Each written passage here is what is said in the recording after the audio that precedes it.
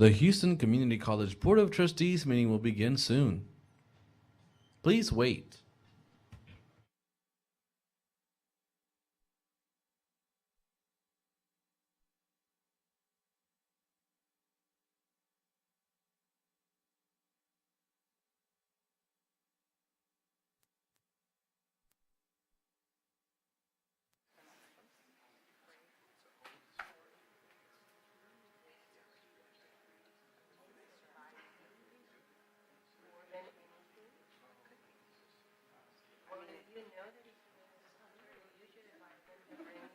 What now?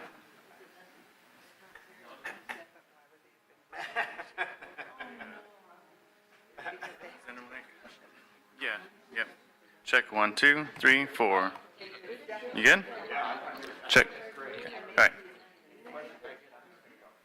Test 1, 2.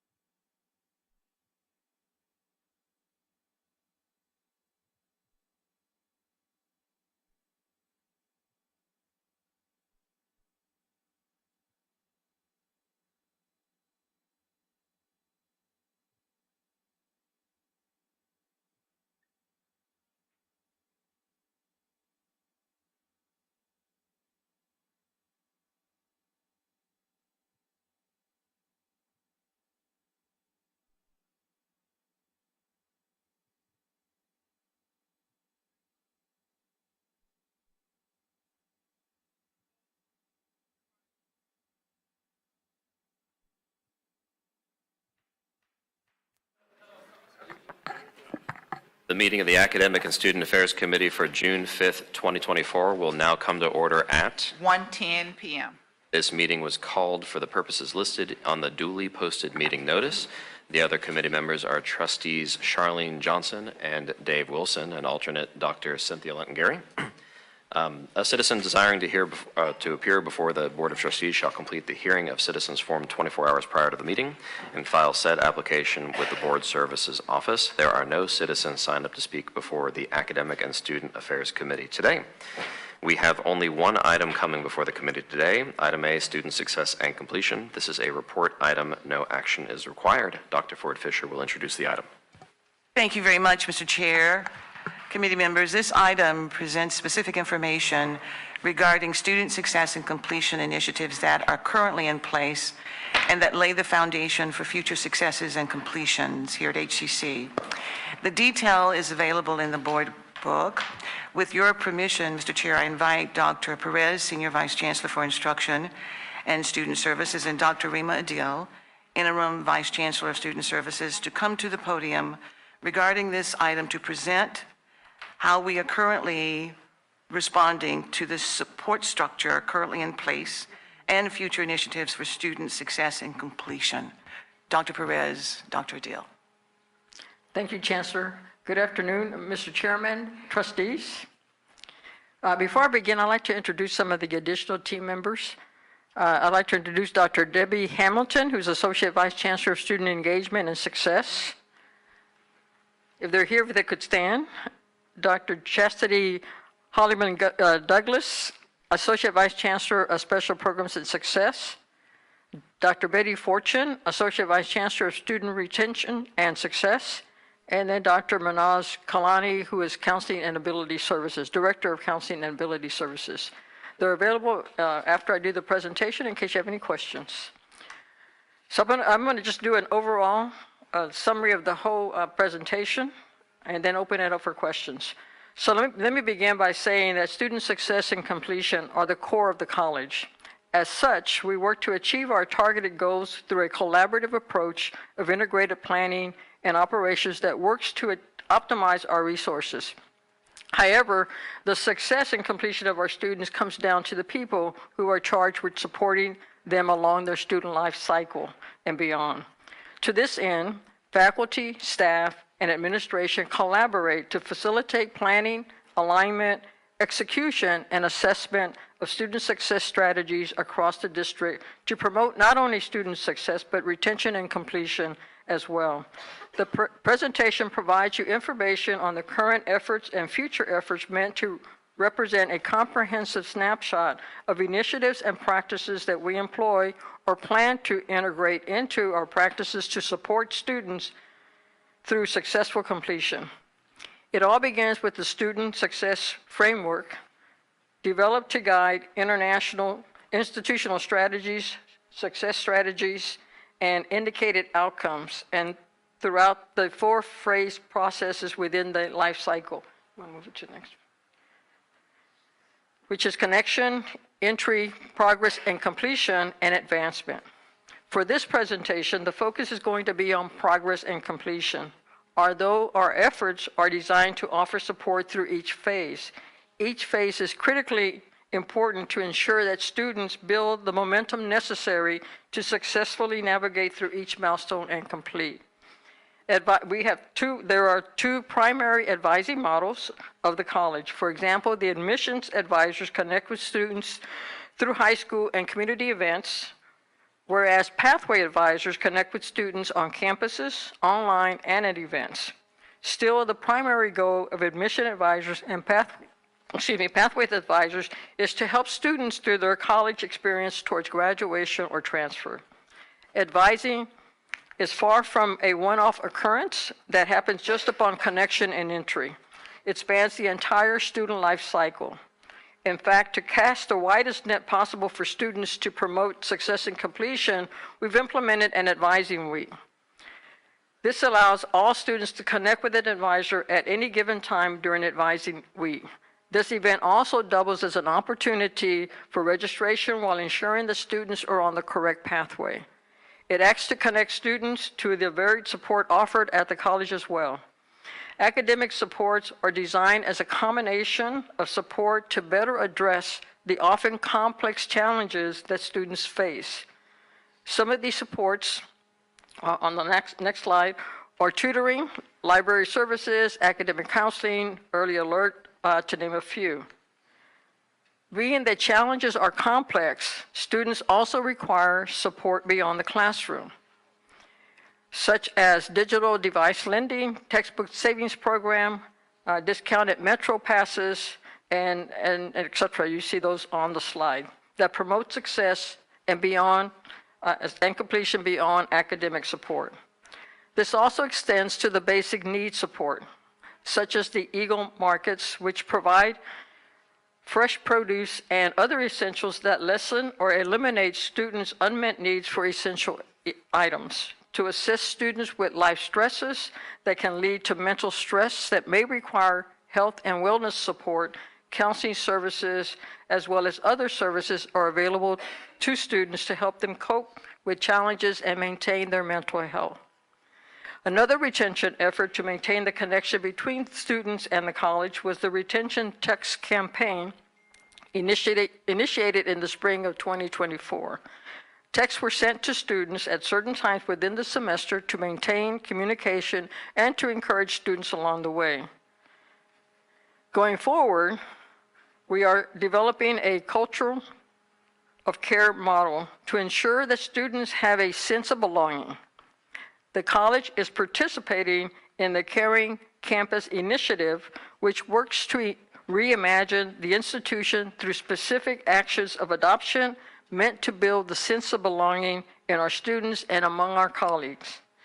This past year, we focused on staff with the Caring Campus. This next academic year, we will incorporate faculty into the adopted practices. A large part of this strategy has to do with personalizing how we interact with students while considering the multiple different ways that students learn and their various academic and workforce goals. We will continue to address retention and keeping students on track by implementing personalized learning pathways, such as integrated tutoring and embedded supplemental instruction. Proactive advising will target specific subsets of students at different milestones of achievement in the student's life cycle. Lastly, we continue to work on the SACS Quality Enhancement Plan by developing the My HCC pathways.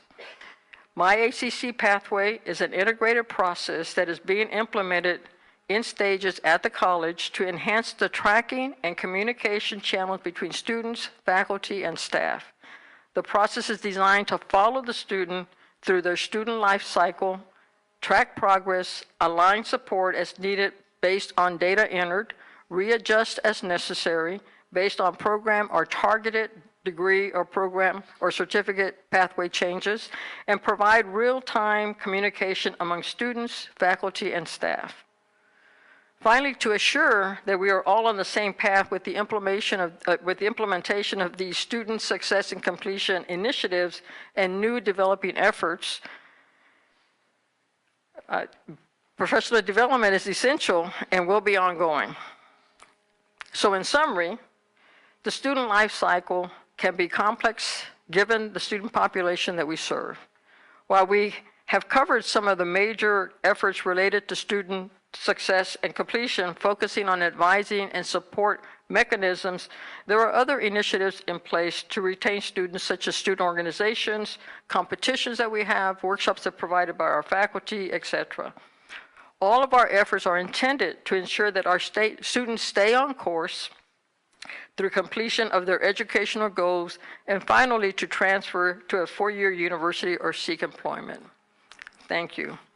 And let me just add that we do this collectively. The district, of course, the delivery of all of these services are done at the colleges. The district provides the support, the coordination, and just ensuring that we're in compliance with whatever compliance standards we have to maintain. So again, it is a collaboration among the team at HCC. So I'll open it up for questions. Trustees, any questions?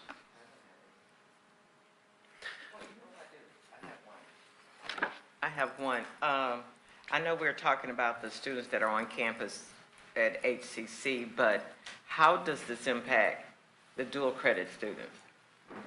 We are working to incorporate the dual credit students, because we know that the dual credit students also, they have their counselors at their high school that's trying to keep them on path. And so we're working on incorporating, we have success coaches that do that, but we also want to enhance the pathway advisors into that process. So we're in the process of looking to see how do we reorganize that to make that happen. I've got one question, and I was very excited to see the text retention campaign that y'all tried this semester. And I was particularly excited because based on data we've looked at previously in this committee over the course of the year, long-term retention is just stubbornly persistent at that kind of 19-20%. And so I'm curious from this pilot or this first attempt at this text campaign, or maybe other pilots that y'all have rolled out this semester, have you seen anything that you feel kind of gets us out of that rut of that 19 to 20% long-term completion? Like, are folks completing at a higher rate because of these pilots that we tried this year? This one, just notwithstanding the waves of text that we all get from the political campaigns that have been waged endlessly first half of this year, this feels like it would really resonate and reach folks in a new and different way. So just curious if you've seen a change in the numbers. I think we have seen some. Dr. Adele, do you have anything to add to that? So there were students who we tried to re-engage. About 20% of those students, we saw that they were able to register when we re-engaged them. So those who showed interest, and I think it was a good rate of return. Thank you for that. So we do realize that text is the means of communicating with many of our students.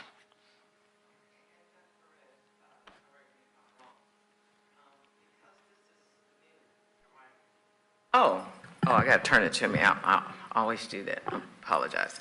Because it's so new, is it really difficult to give us an accurate number or percentage of progress that we're actually making? Because the way I see it, it's going to take you guys a little time to give us accurate numbers.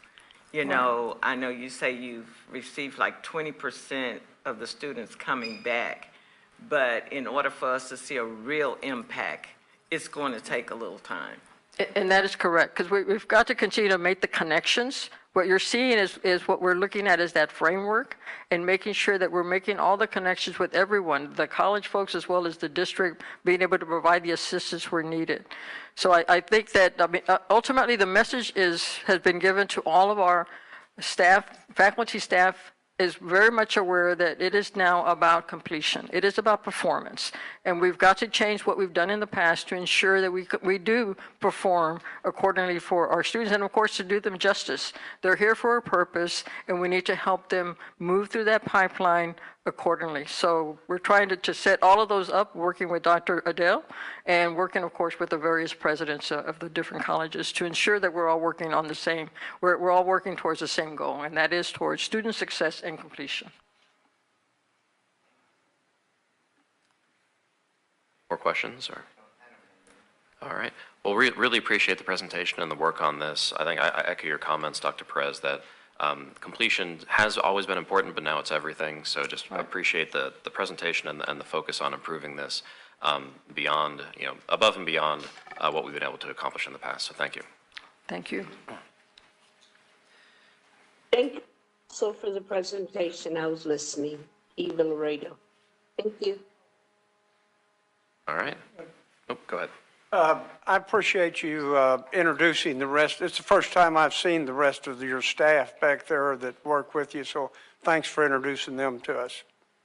And thanks for your good, hard work. All right. Dr. Fisher. Thank you very, very much, Mr. Chair. I would like to take this opportunity as a segue to introduce the additional members of the team, if you don't mind. Please. And I think it's really very appropriate because we were holding off until we had a big celebration with our SACS announcement to do that. And I think some of the members of our team have been announced anyway and introduced. And so I would like to just take a few moments, and we will start over on my right, your left, if you're sitting over there. And just stand up quickly and introduce yourselves, and we'll go to the members of the executive team. Dr. Edwards? Mike Edwards, President of Northeast College.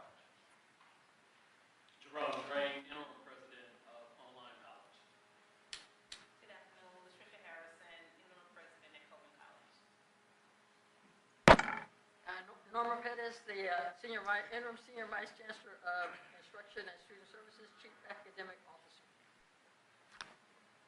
Chair, and I'm the interim president at Central College. Happy to be here, and happy to be home at HCC again. I thought I recognized him. Zach Hodges, President of Northwest College. Good afternoon, everyone. President of the Staff Senate. Good afternoon. I'm happy to see you guys there this week, and I'm the president of the Staff Senate. This is Steve, Vice Chancellor, Structure, Innovation, and Student Experience. President for Southern College, and Vice Chancellor of Workforce Instruction for the system. Terry Gordon, Director of External Audit. Francis Garrett, President of Southeast College. Izzy Anderson, Vice Chancellor, Talent Engagement, and Chief Human Resources Officer. Karen Schmidt, President, HCC Foundation. Samantha Maharas, Chief Facilities Officer. Good afternoon. Warren Kirkland, Vice Chancellor for Administration and Operations. Good afternoon. Beryl Prestige, Chief Information Officer. Afternoon, Marshall Hines, Senior Vice Chancellor, Capital Assets and Planning. Good afternoon, everyone. Rima Adil, Interim Vice Chancellor, Student Services. Good afternoon, Andrea Burridge, Interim Vice Chancellor, Strategy, Planning, and Institutional Effectiveness. Hello. Jacob Atkin, Interim Vice Chancellor for Finance and Accounting. Good afternoon, everyone. Ramil Young, Vice Chancellor of Communications and Marketing, and the Interim Chief of Staff. Thank you very much. I would like to add, Mr. Chair, that this is an outstanding team. We're all working together collaboratively, moving in the same direction to ensure that we're able to reach all of the residents in our 9 trustee districts in order to ensure quality education and training that will lead either to academic transfer for our students or to workforce and our gainful employment. Thank you so very, very much. Thank you. All right, and since we do have about 90 seconds left, I want to be the first from the dais to say congratulations to Trustee Ward Johnson on her victory in the runoff. So we're really excited to see you up in Austin soon. And on that note, the Academic and Student Affairs Committee meeting is adjourned at 1:28 p.m.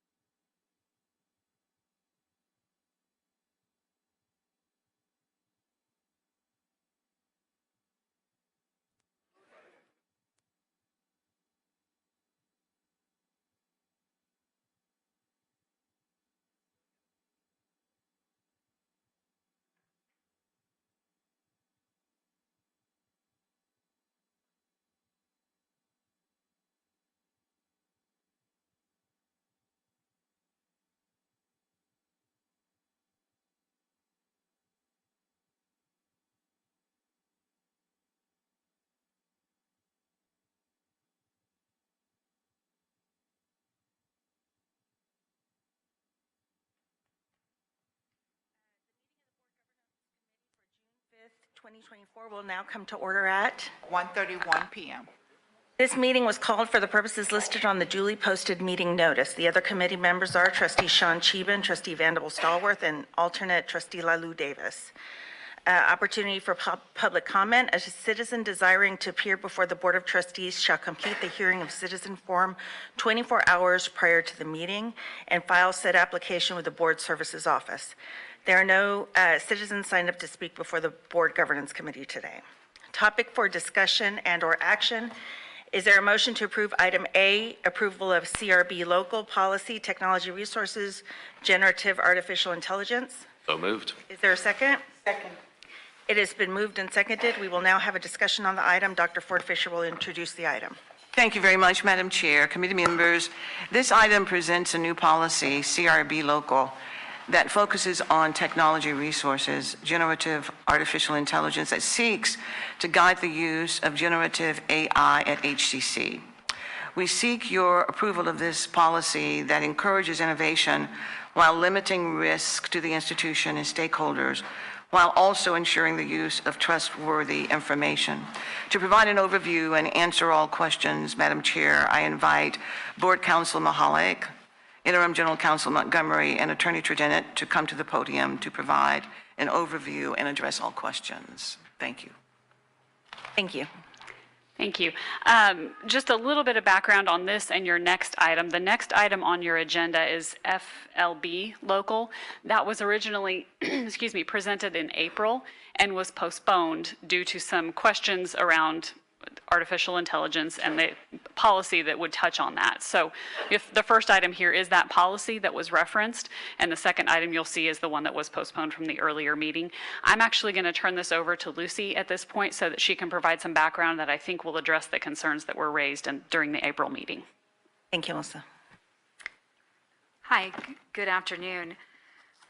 So in developing policy CRB local, which is an administrative developed policy with the support of TASB and Board Counsel, because TASB does not have a policy code in their system to address generative artificial intelligence, what we did was the CEC charged a work group of multidisciplinary folks across the college district of 21 people to bring policy recommendations to the CEC. So of those 21 members, we had members from Student Services, Instruction, Strategy Planning and Institutional Effectiveness, Faculty Senate, Staff Senate, Financial Aid, Communications, SAC COC Accreditation, Talent Engagement, the Office of General Counsel, including Records Management, and then also IT. So very multidisciplinary. There are a number of folks from the work group that are present here. If we have questions, and I'd also like, if they could please stand when I call their names. So about half of the group is here. That's Dr. Brenda Quintanilla, Dr. Susan Gall, Mr. Thomas Williams, Dr. Timothy Schneider, Dr. J. Jan Grigsby, Mr. Aaron Henry, Mr. Steve Lesterjet, Mr. Marlon Anderson, Dr. Debbie Hamilton, and Dr. Melissa Miller-Waters. There may be others that I've missed. If I've missed anyone, please stand. So if y'all, and Mr. Corey Williams. So this is truly multidisciplinary, and over the course of about 6 months, the group reviewed a number of resources, including various national and international guidance and policy statements and policies from 21 institutions of higher education, including 17 outside Texas and 4 in Texas. Among the expertise of that group, we also, in addition to their normal business roles, we have a member of the Texas Higher Education Coordinating Board's Learning Technology Advisory Committee on adapting to innovation. As a follow-up to that work, in addition to bringing this policy forward, the Chancellor's Executive Council has created and charged the AI Governance and Opportunities Council, which will be a standing body dedicated to furthering and overseeing the work that is guided by this policy. The mission of that body is essentially to help the college encourage the responsible use of AI, so that balance between encouraging and being responsible. The administration's recommendation is based on this desire to clearly communicate. The reason that this is in CRB, the C series on technology, and not instruction, not on students, is we want to make it clear that the policy is intended to guide operations over all facets of the college district, not just instruction, not just student conduct. So with that introduction and a little bit of background, we'll take any questions that you might have. Thank you so much. I just wanted to thank you for all of your work. I mean, this only works, I think, if we include a lot of people across the spectrums like y'all are doing. And this is something, I'm so glad you have a standing committee, because this is something that is moving so quickly. It is so important that we keep on top of it, because before something bad happens and, we get some viral bad news or something. So I appreciate it. Any questions from any of my fellow committee members? I only have a comment. You said that TASB does not have anything like this. They do not. So should we submit ours so that they'll have a guide? So they have approved our policy and helped us to select its location in our policy manual. And I have a feeling that if the policy is adopted and becomes a part of our public policy manual, that we may start to see some other TASB members go in a similar direction, but that's just a guess. Good guess. Thank you. Thank you. Any other questions? Chancellor? Thank you very much, Madam Chair. I would like to indicate, and I would like for Dr. Siddiqui to stand. We now have Vice Chancellor of Instructional Innovation and Digital Literacy. Dr. Siddiqui will be focusing on how across all of the functional areas are affected by XR, AR, and VR. And undergirding all of that will also be a focus on AI and its impact upon all of the functional areas of the institution, working specifically with the committee that was mentioned earlier. So we're delighted about that. So far, a great vision and a lot of work is being done, and there will be a presentation that will be given to the board on this as well as an update. Thank you. Thank you. Any other comments or questions? If not, we're ready to vote on the item. Voting is now open. Board members, please cast your vote.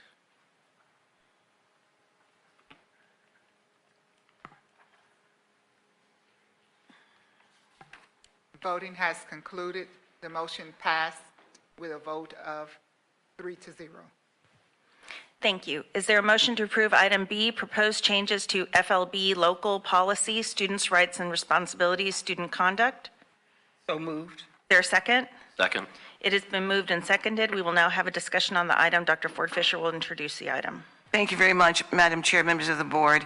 This item is presented to request your approval of the proposed revisions to FLB local policy in accordance with TASB Update 46 regarding a misuse of technology. With your permission, Madam Chair, I invite General Counsel Montgomery, Board Counsel Mahalik, and Dr. Tredenick to address the item. Thank you.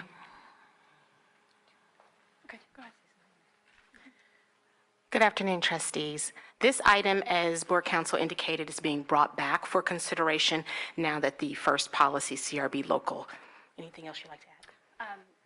No, it's in the same form as it was in the April meeting, so it's just an update to the student conduct policy. Among those changes included are a reference to the improper use of AI, artificial intelligence, and then there are a few other minor changes that were recommended by the administration. Thank you. Any questions from my committee members? Not my committee, I'm sorry. The committee members. Yes, Trustee Cheatham. Yeah, just one comment. and I threw out this quote that I heard at our HCC AI conference the last time we talked about this, and I'll do it again, that AI won't replace people, but people who use AI will replace people that don't. And I think the policy as written gives us the flexibility to go down one of two paths. One that fosters the use of AI in the everyday, the mundane, the typical, and one that reserves the use of AI for specific environments. And I'd really encourage that this policy be applied in a way that steers our students down the former versus the latter, given the differentiator that our AI program is versus other, peer institutions, both at the community college and the university level. Knowing that the HCC brand carries with it fluency in AI tools in all aspects of life, I think is a big differentiator for our students and will be for a long time. So I'm in support of the policy, but I just hope that it's interpreted in that way so that all of our students benefit and leave this great institution with fluency in how AI can really boost them, not only in getting their certificate of value, but in their career and in their life. So, great points. Thank you, Trustee. Any other questions? If not, we're ready to vote on item B, proposed changes to the policy, students' rights and responsibilities, student conduct. Voting is now open. Board members, please cast your vote.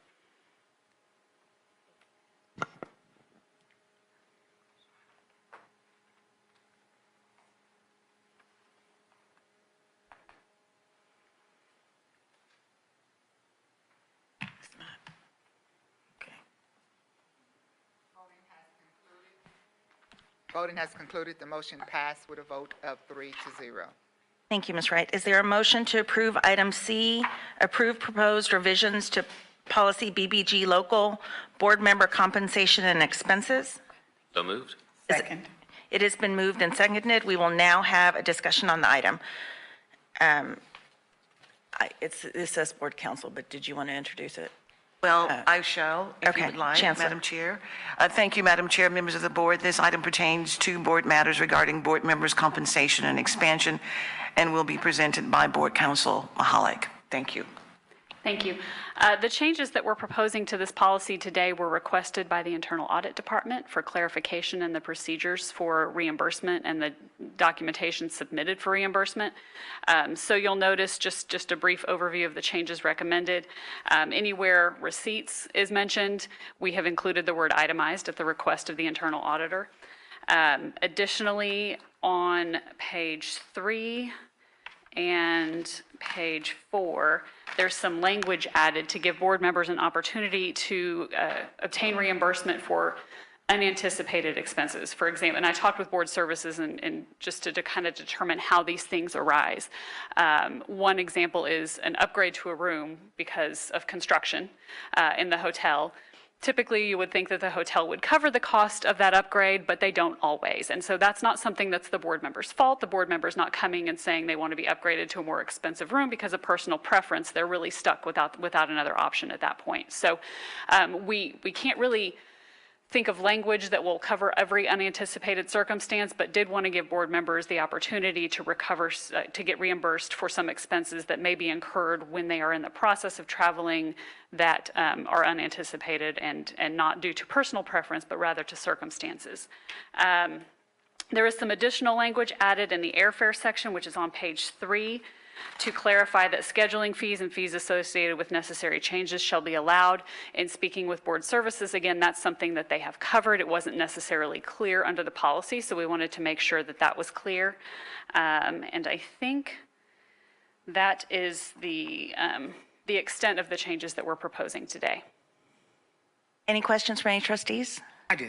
Trustee Vanderbilt-Stallworth. Thank you for this because I think which hotel? The Marriott now charges $28 a day on top of whatever your lodging is. And if you don't use it, you lose it. And it's not stated unless you ask. And when you look at your bill, you have an additional $28 a day. And they said, oh, you can spend it eating. I'm at a conference, I'm already eating. So that was a major issue. And so internationally, their new standard is it does not matter what your conference rate is, you will be charged an additional $28 a day. And since we do this by conference rate, that $28 a day was never included in the conference rate. It was included when you paid the bill. And thank you for the travel for the economy fare. One of the issues with that is that one of the airlines has a basic economy, but the basic economy requires you to pay for your luggage, which is round trip $80. So that's one luggage, not two.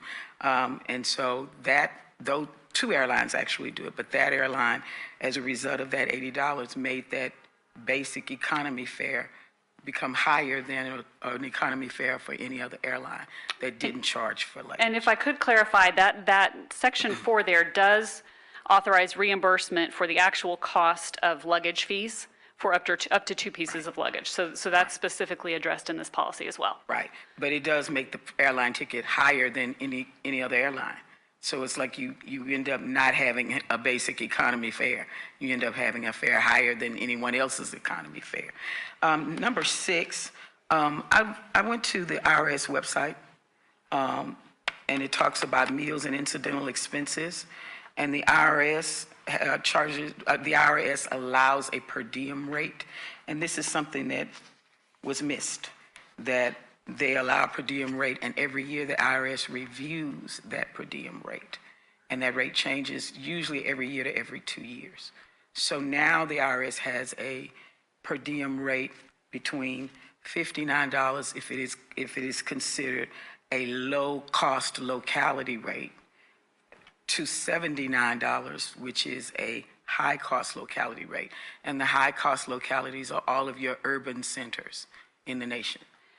So we did not talk about that. So number 6, Madam Chair, I think that we should look at the verbiage for meals and incidental expenses for travel shall be reimbursed at IRS high-cost locality rate per diem. I think Melissa has something to add with Yes, that. and this is something that Sharon and I discussed actually this morning as well. So $75 is currently set for the per diem, and in speaking with board services, the college for employees and for board members uses the General Services Administration rate, which I think is what you're referring to. It's based on location. As that rate changes, I think one way to address this would be to remove that 75 per diem and replace it with language that says current applicable rate published by the General Services Administration. And that way, as the rate increases, decreases, the policy includes it, and you're not limited to a per diem that is lower than what's allowed by that organization, which governs reimbursement practices at the college. So the total amount reimbursement for meals and incidental expenses shall not exceed the IRS rate? The current applicable rate published by the General Services Administration, because that's the website that the college, I believe the travel department, Sharon, uses when they determine the per diem. And it shall not exceed the general's, what is your language going to be for that? Shall not exceed the current applicable rate published by the General Services Administration. Per diem rate published by the. Correct. So. Current applicable per diem rate. I see what you're saying. So the first sentence we don't need. We do need the first sentence because that's required by state law. So section 130.082 of the Texas Education Code says that you cannot be reimbursed beyond what you actually, the expenses you actually incur. Right. So, and that's the reason why we need the itemized receipts. So if you don't spend, say your applicable per diem is $79, if you don't spend that much, you can't be reimbursed for that much. Right. That's just the upper limit. So we do still need the first sentence. Okay. What I would propose to address the issue you've raised with this flexible variable rate would be to remove the 75 per diem. Right. And replace that with current applicable per diem rate published by the General Services Administration. Okay, perfect. But Okay, we'll need an amendment to do that. Let me just say it again. The meals shall be reimbursed at actual cost. The amount of reimbursement for meals shall not exceed the current applicable published rate by the GSA. The current applicable per diem rate published by the General Services Administration. And I can read that if she needs that. Okay. Well, we need to make an amendment first, and then I'll read it. Do you want to amend? So I'd like to make an amendment, Madam Chair, to item number 6, according to the verbiage that has been presented to us by Board Counsel. Second. Okay, so Sharon, it's the total amount of reimbursement for meals shall not exceed the current applicable per diem rate published by the GSA. I need to repeat it one more time. Of course. The total amount of reimbursement for meals shall not exceed the current applicable per diem rate published by the GSA.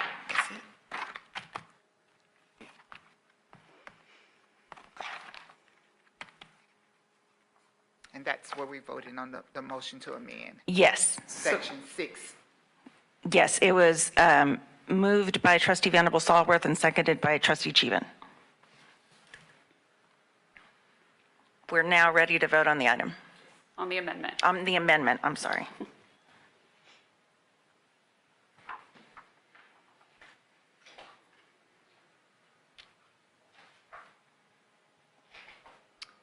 Second, I'm creating the motion.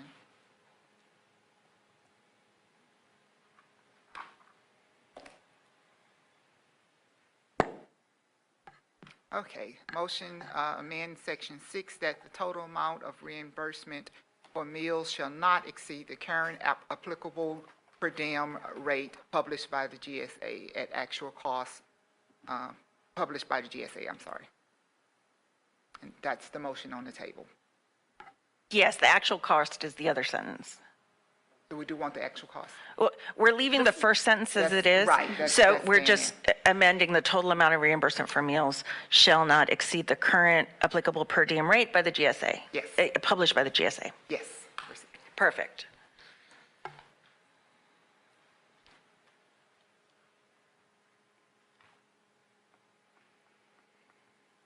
Voting has concluded. The motion passed with a vote of 3-0. Thank you, Ms. Wright. Is there any further discussion on the actual item? No. Trustee Wilson? Madam Chair, I'd like to point out that the title in this reads Board Member Compensation and Expenses. Board members don't get any compensation, so I'd like for the public to know that we only get reimbursed for our expenses. We work for free, so. And unfortunately, those titles and subtitles are set by TASB in their policy manuals, so we don't have the ability to change those. Any other discussion by any of my fellow board members? I have to agree. And for the record, opportunity costs us, and not the institution. So we serve at the pleasure of the constituency, and we lend our time and talent and services and gas to this institution so that we can serve our constituency. Thank you for that, Trustee Wilson. Thank you. If there's no more discussion, I believe we're now ready to vote on item C as amended. Correct. Voting is now open. Board members, please cast your vote.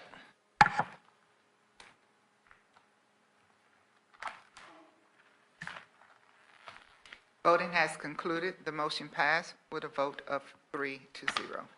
Thank you, Ms. Wright. This meeting is now adjourned at 1:54 p.m. Thank you.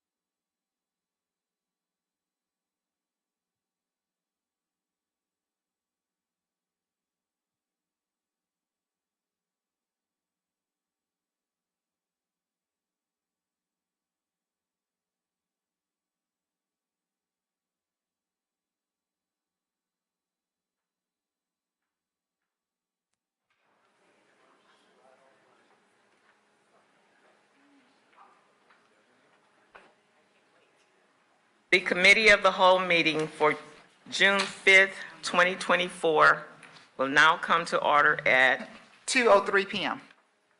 This meeting was called for the purpose as listed on the duly posted meeting notice.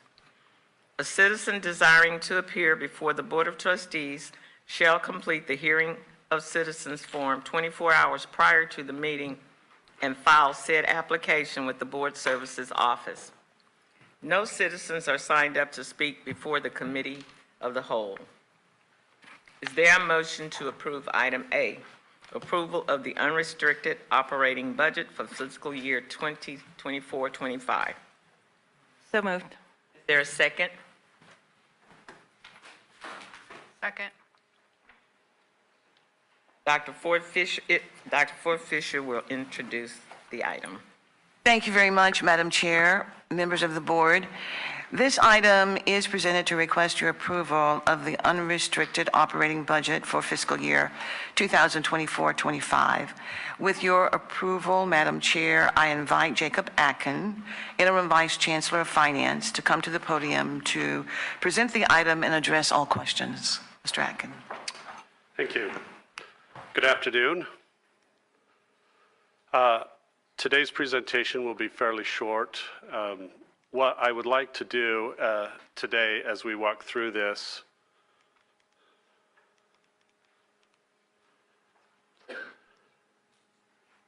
Any help with advancing the slides? Sorry, this clicker isn't working. Is to provide our recommended budget for the unrestricted fund in anticipation of final approval on June 26. If we could please advance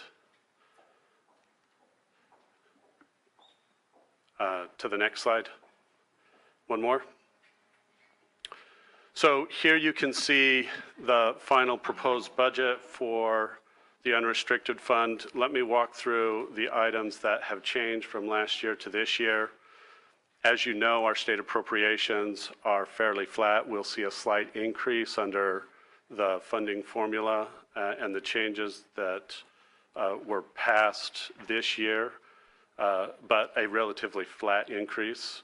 Ad valorem taxes, we're proposing to increase at the voter approval rate of increase of 8% in total revenue. We project an 8% increase in tuition and fees. That is very similar to the increase that we've seen this year, and we expect to be equally aggressive next year in the increase in our enrollment. And at some point, we expect interest rates to start to decline, and so we've tried to build in a 10% decline in total revenue from our other local income. In terms of fund balance usage, we'd like to extend that to $15 million for next year. And with regard to our expenses, for salary upgrades, we are recommending 15% for faculty and staff, 4% for executives, and an increase in adjunct faculty to $930 per credit hour. That's puts us in a position to be very competitive with Lone Star and San Jac. The total cost for those increases is $23 million. The associated benefits, primarily retirement associated with those increases, is $2.38 million. We also have $10 million in known commitments. These are those items that we need to address as an institution from an ongoing basis. These changes are due to changes in compliance requirements for the institution, as well as additional costs associated with inflation. Excuse me, Mr. Did I mishear you saying a 15% increase in salaries, or 7.5%, or was it just me? 7.5% for faculty, Right. 7.5% for staff. Although I think everybody in this room would be okay if we did 15%.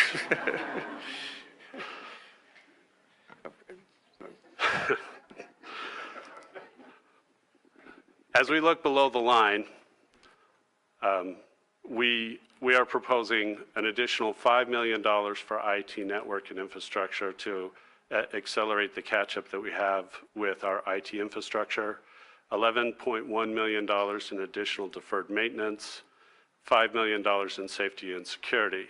The other line items are all of those items that we proposed to the board during the board retreat in terms of our new initiatives.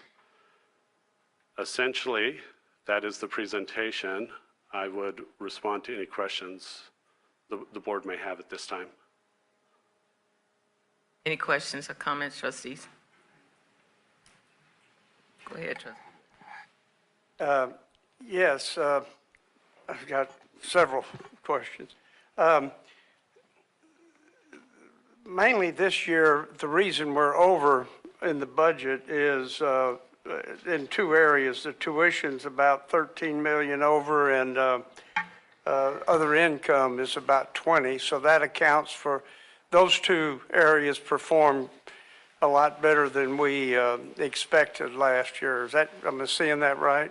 That is correct. So if you look under the FY24 projected revenue, the third column in, so you see approximately $13 million of additional tuition, as you mentioned, and $20 million in other local revenue. And so the bottom figure, the 34 million, is due primarily to those two changes. Okay. You know, I realize that one of the nasty things that goes on is inflation. And with the 10% inflation or 9% or whatever it is, you know, for us just to stay the same on a $400,000 or $400 million budget, it'd have to be $40 million increase just to stay the same. Inflation is a terrible thing. You know, we think it's all free when the federal government prints and gives away money, but here's an exact example of how that impacts this institution. We're going to have to come up with $40 million more just to stay in the same place we're at, which is a tough pill to swallow. The question, too, that I'd asked earlier about the debt service, could you explain that to the rest of the board, on the expense side, the 21 million? Yeah, so I double checked what I said to you earlier today. So if you look at the debt service line under the expenses, the 21.6 million, that's the debt service associated with our revenue bonds. So when we issued debt, we issued debt pledged through fees that we collect through students. That is the 21.6 million. Additionally, we issued debt tied to debt service associated with ad valorem taxes. Our annual debt service on that fund is 40 million. So the 40 million that we collect through ad valorem taxes and the 40 million of outgoing payments is carried in a different fund and is not included on this So particular our total debt service is 40 plus 21 then, about 61 million. 61? Okay, that's good.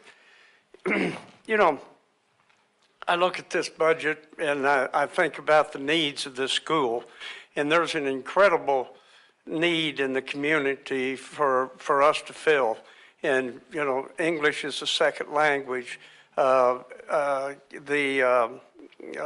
In the jails, doing some, in the Harris County Sheriff's Department, working with the inmates there and seeing if we could do some things. And, you know, working with the county, the county judge recommended a giveaway with some money. Why don't we go step in their place and say, give HCC that money, and we'll go, instead of giving money to people, we'll educate people. There's all kinds of ways we can leverage this institution to serve this community that we need to be looking at. And one of the things that's on the positive side of why I want to spend money, but on the negative side is you look at the demographics and the number of people we're serving, and the number of people graduating from HISD is going down. So the slice of the pie gets smaller for the enrollment, and the competition for those students gets more intense and fierce. And, you know, there are colleges all over this country that are merging. There's community colleges in Texas that are shutting campuses down and merging campuses, and there's private schools that are closing everywhere. And we're fortunate with our ad valorem and where we're located to have such a huge amount of our budget tied to ad valorem taxes. So in being good stewards and looking over this budget, which is probably the most important decision this board makes annually, is the budget. We have to think about how to spend this wisely and how to protect the institution in the future. And right now, I am probably going to vote for this budget untouched. And I'm going to issue a challenge to this administration, everybody in this room, that we have the luxury of all this money right now in these raises. Let's don't squander it. Let's make it happen. Let's get our enrollment up. Let's start serving the community. Let's start doing real positive things coming out of this board, because next year, if that doesn't happen, it's going to be, I'm going to take a different approach on the budget next year. So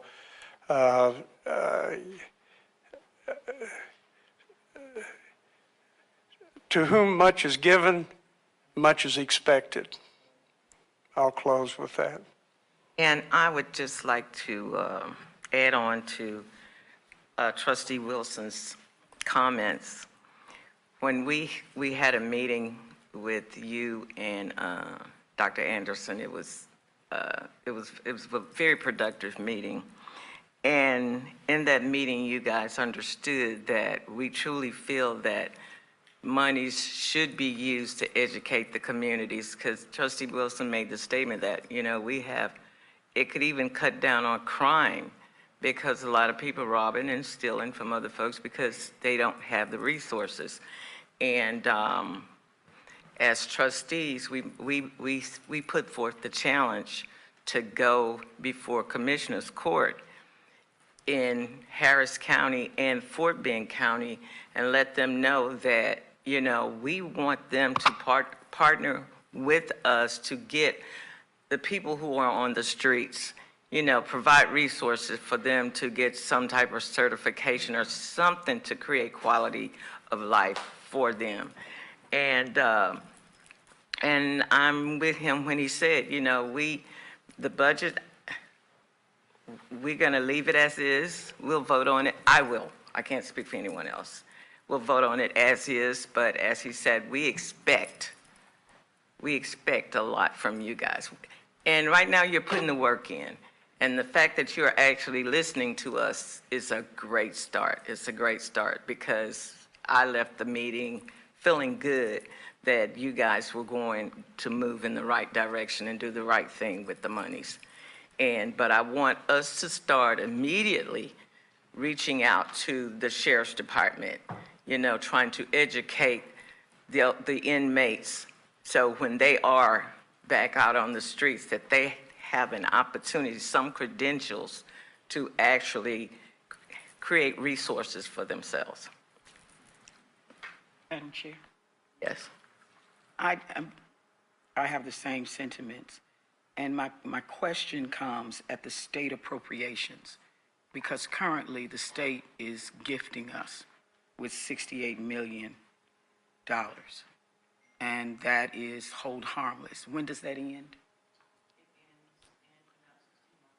So in 16 months, we will have to, at the very least, have enough student engagement, 15 credit hour approvals, transfers, dual credit, graduations at the 2-year level, and graduations with graduations from community college into 4-year institutions, that has to at least meet the $68 million mark.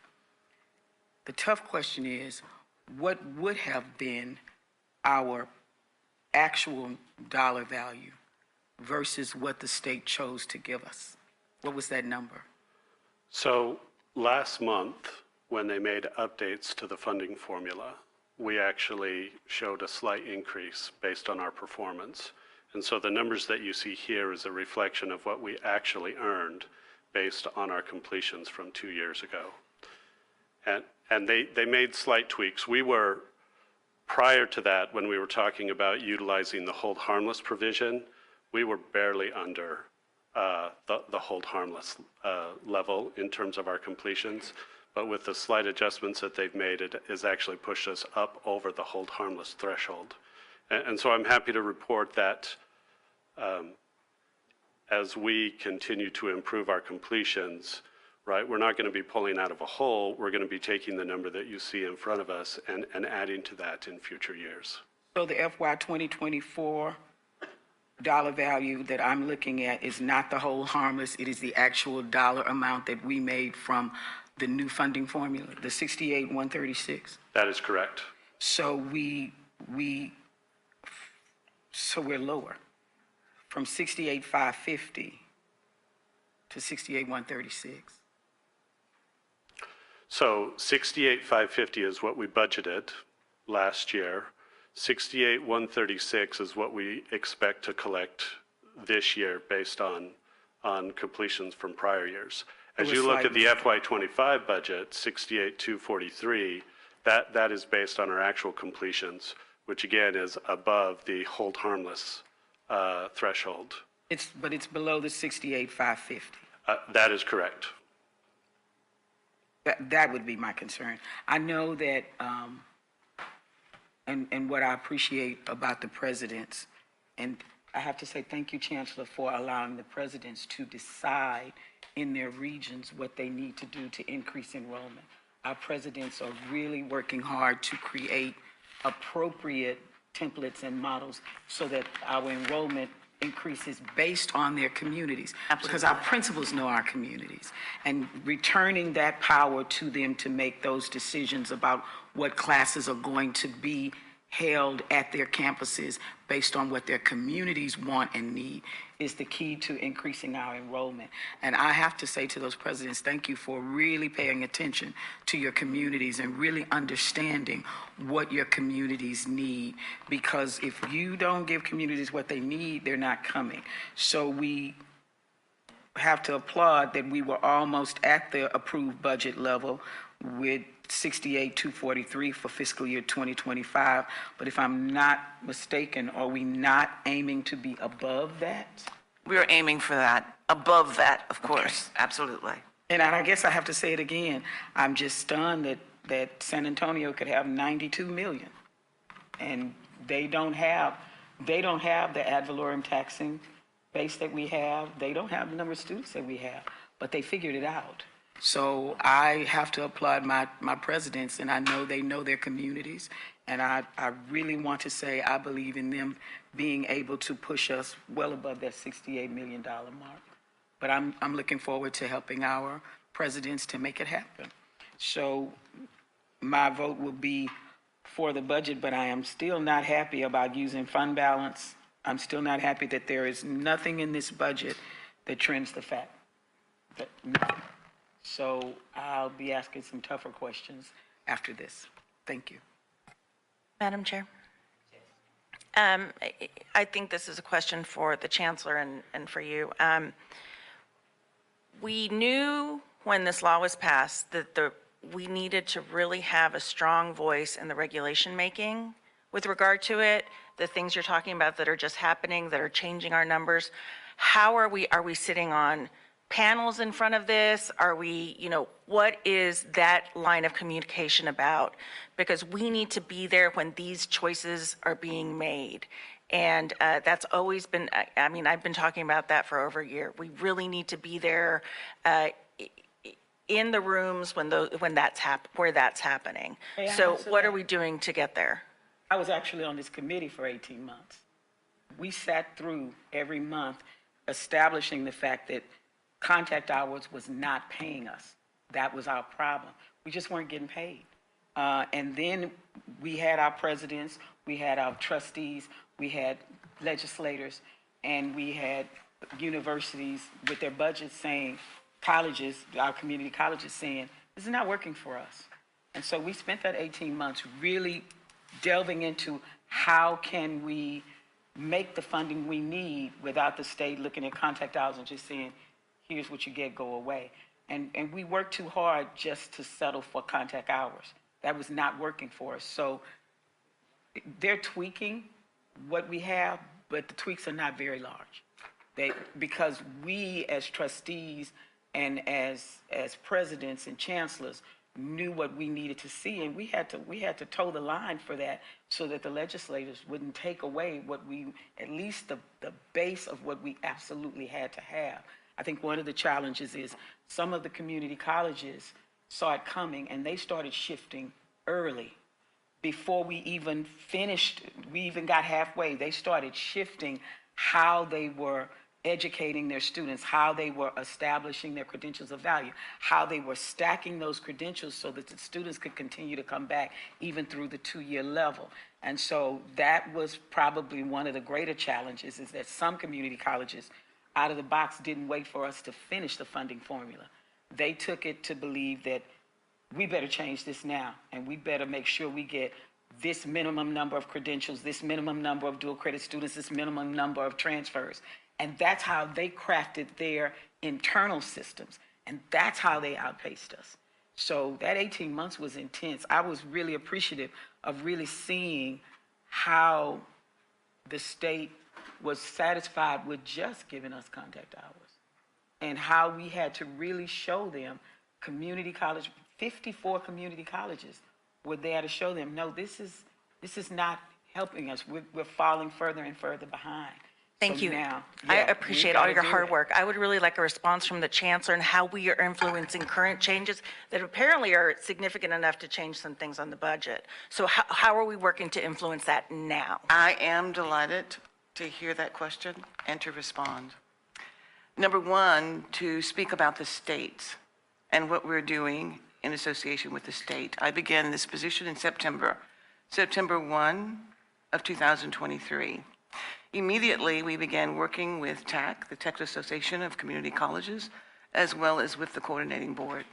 We became very much involved in their meetings, working with the Southeast Council, President's Council, and Chancellor's Council as well. And then, of course, as a result of the work with TAC, I was appointed to a committee to work specifically on the strategic planning and looking at the funding model. We know that according to the last meeting that was held last week, I think it was, with TAC, that there will be additional rulemaking and there will be some additional changes with respect to the funding model.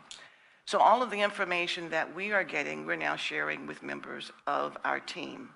Now to shift from the state and the Southeast Regional Council, as well as with the coordinating board, I'll shift internally to what we're doing. Starting on September the 1st, we had a meeting with all of the members of the executive team. We began talking about credentials of value and the funding model that was before us. We had 53 items that were a part of our plan for DRIs. Immediately, they began working on looking at financial modeling, what we're currently offering in the various areas, focusing on the zip code information as well, and what would be needed in all of the areas of our institution in terms of serving our students. As a result of that, we progressed with what we needed to do. We saw that there were some deficits that we needed to address, such as with the website, such as with virtual work. And we began bringing more and more staff members onto our campuses in order to serve the residents of the community who are not able, in fact, to go online because they didn't have the technology, they didn't have the bandwidth, they didn't have the training. Fast forwarding to where we are now, we have made substantial improvements in what we have in terms of our infrastructure, in terms of the training, in terms of all of the information that members of our team throughout the district have now been provided with.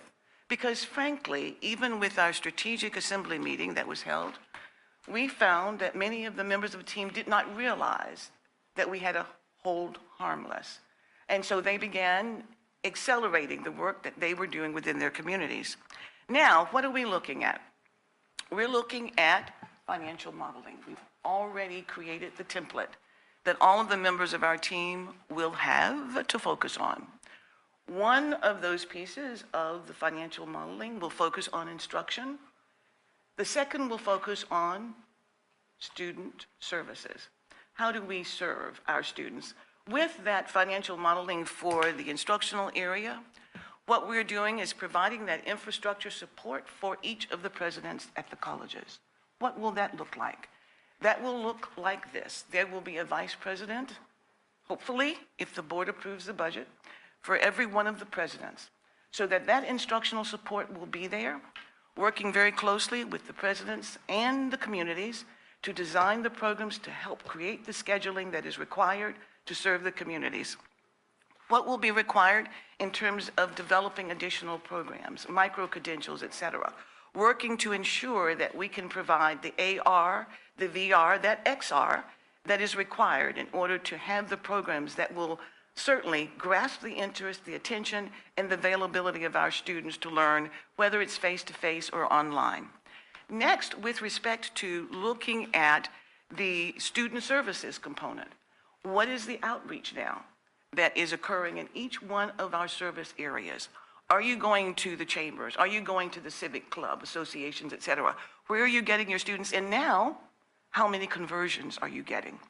All of that is being developed, and then with the plan, what they're looking at with every single program that we offer, whether it is continuing education, whether it is the micro-credentials, the certificates, the transfer degrees, et cetera. We're looking at what are your plans now? This is the baseline, where we are now. What are your plans in terms of offering programs, credentials of values, whether or not it's academic transfer, et cetera? What are you offering now? Scale it up. Let us look at the number of students that you anticipate enrolling. Let's look at the revenue that is going to be generated. Now we're going to be looking at not just the enrollments, but the retention as well, the completions as well, the transfer as well. It's not only focusing on the students who are coming to us, who are our traditional college-age students, we're focusing on the dual credit students also. Because we recognize that with this new funding formula, there will be a focus on the completion of a minimum of 15 semester credit hours. That's with the dual credit students. We're focusing on that to make sure that there is a degree plan, that there's a plan that will help the students to move. We will get the students to that 15 semester credit hour mark. We will get the funding for that as well. Then for our students who are taking the early college high school, typically, if we're looking at those students completing, they get the associate's degree, we get the funding. Now, if those students transfer to a four-year institution, once they almost complete the associate's degree, then that becomes problematic because we don't get the credit for the transfer. So everyone within our institution, everyone is working collaboratively to ensure, yes, we are aware of the credentials of value. We recognize that our focus now is no longer on just enrollments. Our focus is on ensuring that we can retain the students, complete the students as well. Because the sustainability of this institution is dependent upon everybody understanding how we're going to have a sustainable institution, how we're going to avoid what was mentioned earlier in terms of mergers or closures, consolidation, et cetera, or even takeover by other institutions so that we can move forward. That is why, as I mentioned earlier with Dr. Siddiqui, we are focusing on that virtual component with respect to AR, VR, and also as we focus on artificial intelligence. What does that mean for our institution? So everyone sitting out there in the audience, not just the executive administrators, but the faculty and staff members as well, are working to ensure that we move forward. In fact, there is a conference that's going to be held for all staff members very soon to ensure that everyone at this institution, no matter which campus or college they are working at, that they are also apprised. I Thank you for the opportunity. apologize. I must have been unclear in my question. I know we're halfway through a meeting that's only supposed to last an hour. I was specifically asking about the interaction we have with the state right now to influence their changing regulations. That was my question. Thank you. And that, I mentioned that at the very beginning, and I'm very apologetic because I wanted to provide perhaps even more to let you know what everyone in the audience is doing to help us move forward to support the enrollments of our students. Thank you. Thank you. That's our response. Trustee Cheatham. Yeah, so first I want to applaud staff for publicly committing to a pretty aggressive stretch target, which is a continued 8% enrollment growth through next fiscal year. I know that was a little bit beyond what was originally envisioned in the budget, but I think it's important that we understand that we can repeat that stellar, industry or peer-leading performance and repeat it again this next year. I think that same spirit is going to carry us into some tough discussions next year, and I'd urge that we begin the planning of how we're going to have those discussions really right off the bat. Dr. Ford Fisher mentioned that hold harmless ends in 16 months, but in 7 to 8 months, we're going to start this process again. In 2 to 3 months, we're going to start talking about potentially big opportunities that this institution has to change, to better serve our students. So we really don't have a lot of time. I would encourage us to really embrace active, transparent reporting of leading indicators about how this budget is translating into improved enrollment, improved completion. So again, I'm thrilled to hear the completion presentation earlier today. It's very timely given the context that at least I'm thinking through this budget on. We will have to start making some decisions very quickly, and a comprehensive set of leading indicators to show that how this budget is translating into success will be key to understand how conservative or how aggressive we can be in the next funding cycle. On top of that, budgets rarely go down. They either stay flat or go up. And a big chunk of this budget is dependent on a very ephemeral cash flow stream, which is interest rates and our investment portfolio. I have the same concern that Trustee Vanderbilt Stalwart has, that if that $20 million in investment revenue goes away, that has to be made up by increase in state appropriations. We can't count on property taxes going up forever and bailing us out, which means we've got to see pretty aggressive and sustained improvement in terms of enrollment growth and completion growth, especially on completion growth. So a lot to talk about, a lot to do, but all of those things require funding. And so I'm inclined to support this budget as is. Again, we've got to take a different stance to surveillance and really looking at those leading indicators to understand quickly how these dollars are translating into success, so we can build on it or be conservative in the face of those leading indicators next budget cycle. So thanks everybody for the hard work on this. I know there's been a lot of work absent the Board of Trustees requests, and we've layered a fun level of additional requests and work on top of that. I know that some of y'all have worked very long hours in very old spreadsheets to get this to us, and we really appreciate it, or I really appreciate it, so thank y'all for everything. Any other questions or comments?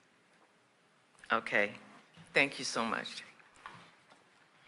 Okay, we are now ready to vote on item A, approval of the unrestricted operating budget for fiscal year 2024-25.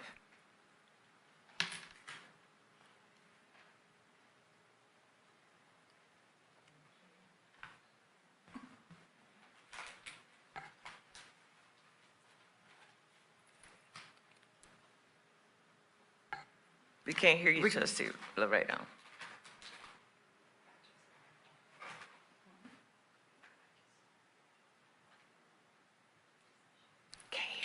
Trustee Laredo, you're muted.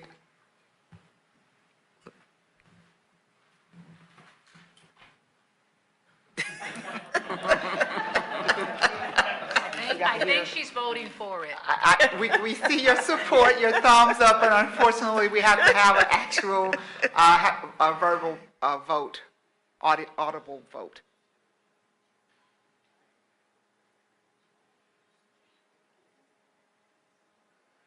Ollie. Because she's not audible, we can denote in the minute that she's not considered. Right. We can see her, but we can't hear her. Right. Try one more time, Trustee Laredo.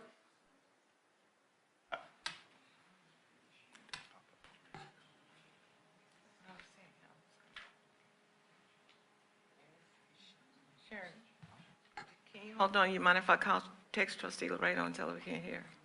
Because she might want her vote to count. You do? Okay.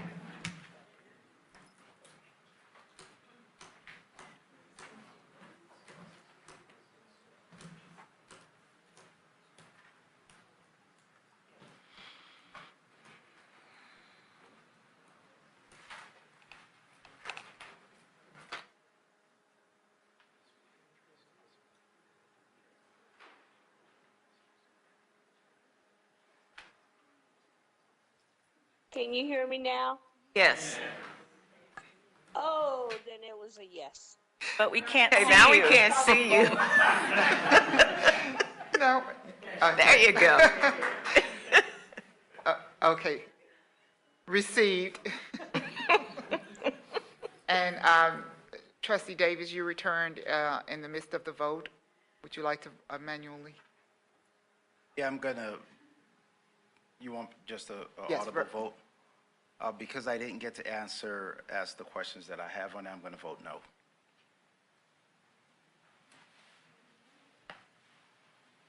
Received. The motion passed with a vote of 8 in favor and 1 opposing.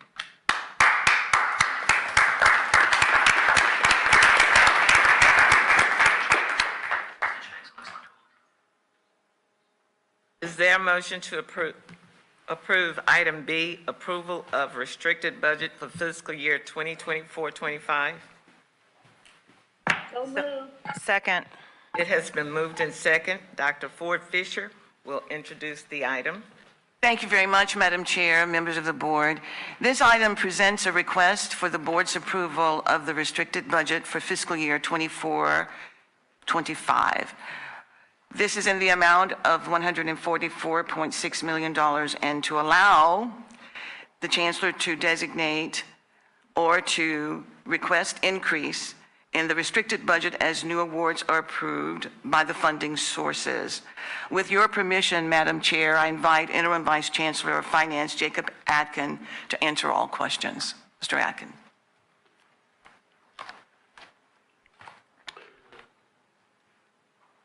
So just a reminder on this particular budget, this is for grants and contracts only. The amount of revenue that we have is predicated based on the awards that we have received. And so as part of this approval, it's the approval to spend money against new awards that we received during the course of the fiscal year. Any questions? Are there any questions, trustees? No questions? Good. Trustee Laredo, you have a question? No, I said no, I'm good, thank you. Okay. Okay. If there are no questions, we'll move to vote. I'm just surprised that there are no questions.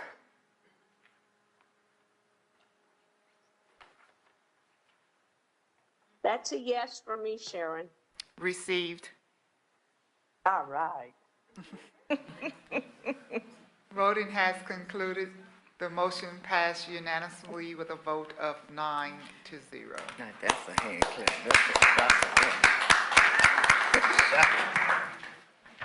Is there a motion to approve item C, approval of the auxiliary budget for fiscal year 2024-25? Excuse me. Second.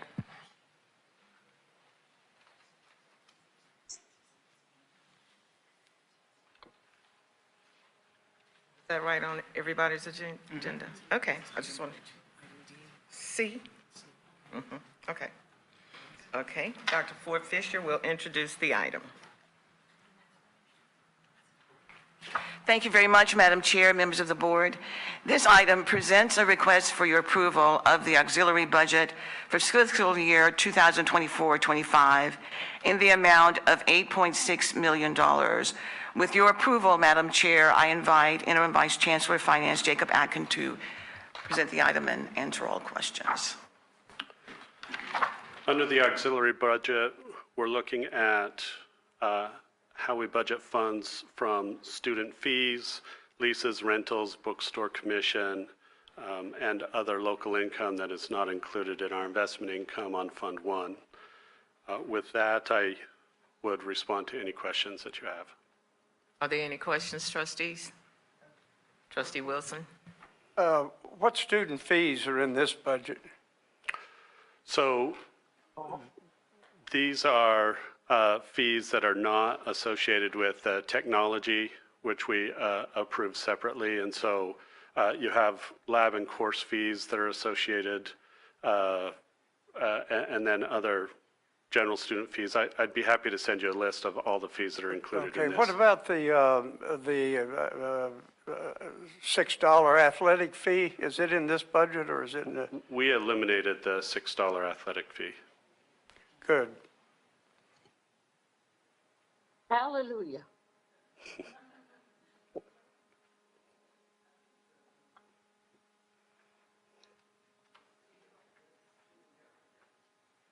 President talked about that, remember, and he said they worked on having that fee eliminated. Okay. Any other questions or comments? Okay. Thanks for listening. Thank you for listening to the students, because that was what they brought forward to us as well. So thank you. I did all that. Righty. Thank you. Okay, now, we're now ready to vote on item C.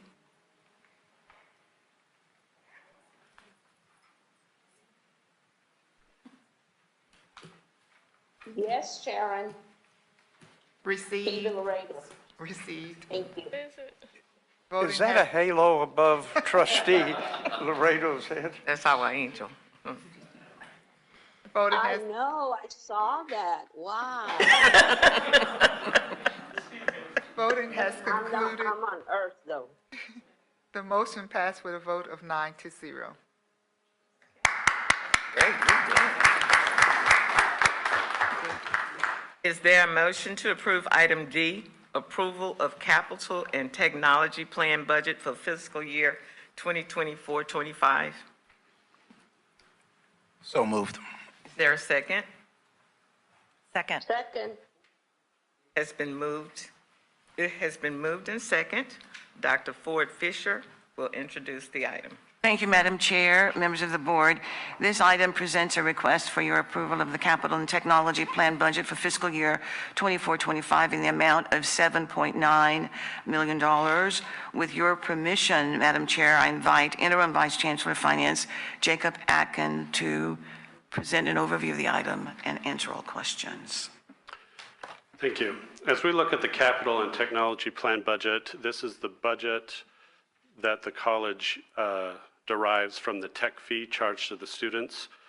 The budget is broken down into three categories: replacement of IT equipment, security technology, and replacement of instructional equipment. And with that, I would respond to any questions. Any questions, trustees? Yeah, I have a question. Ms. Atkin, this budget, how does it relate to the technology budget that's included in the $5 million that was allocated in the general operating budget? So, in the unrestricted. So, what's the relation between that? Because I think the next item, we're also going to be looking at some upgrades. So I think we need a more comprehensive understanding of what this funding addresses, what the $5 million there addresses, and then what the proposed budget amendment for FY24 is going to address. So as we look at the way that we have funded these technology and infrastructure upgrades, it's been based on student fees. As we've seen inflationary increases, as you know, we haven't increased our fees in 5 years. And so that has created an operating deficit for us in terms of managing our IT infrastructure.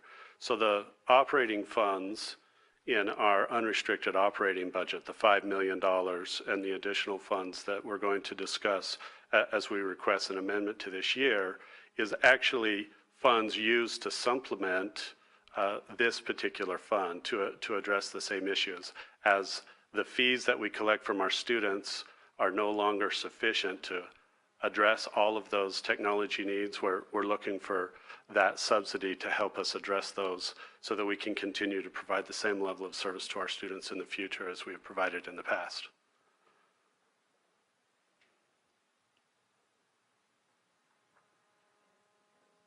It's just, thanks for the clarifications that helping affirm the understanding that the student technology fee is only going so far in terms of addressing that, and we're having to allocate funds from the unrestricted budget to make up that deficit.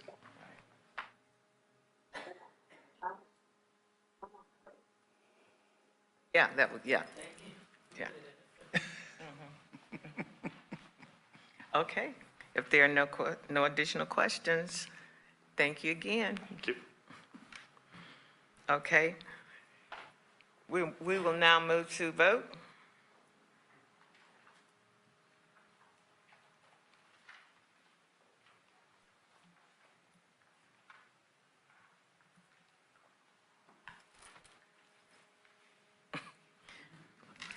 Say, My vote is yes.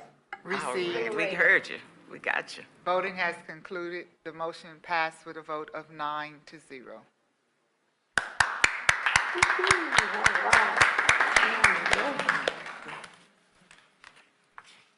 Okay, at this time, this meeting of the Committee of the Whole will now adjourn to close or executive session under the Texas Government Code, Section 551.071, 551.072, and/or 551.074, the Open Meetings Act, as stated in the notice of this meeting. Should any final action, vote, or decision be required in the opinion of the board on any matter considered in the closed meeting, such final action, vote, or decision shall be taken up in the open session portion of this meeting or in a subsequent public meeting upon notice thereof. The meeting is adjourned to closed session at 2:50 p.m. For those trustees joining.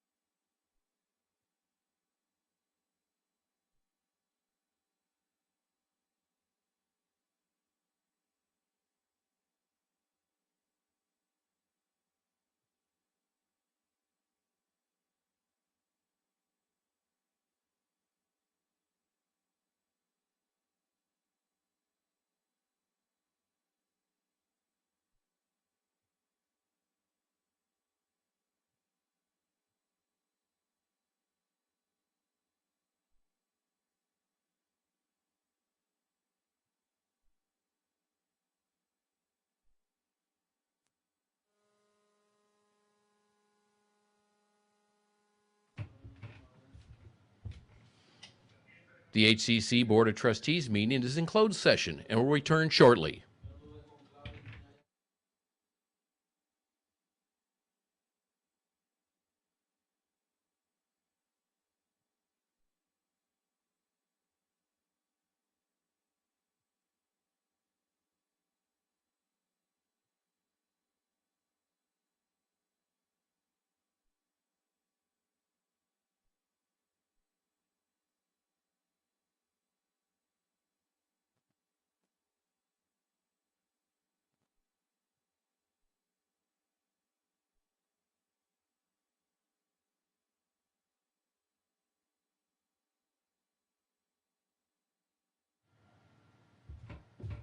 The HCC Board of Trustees meeting is in closed session and will return shortly.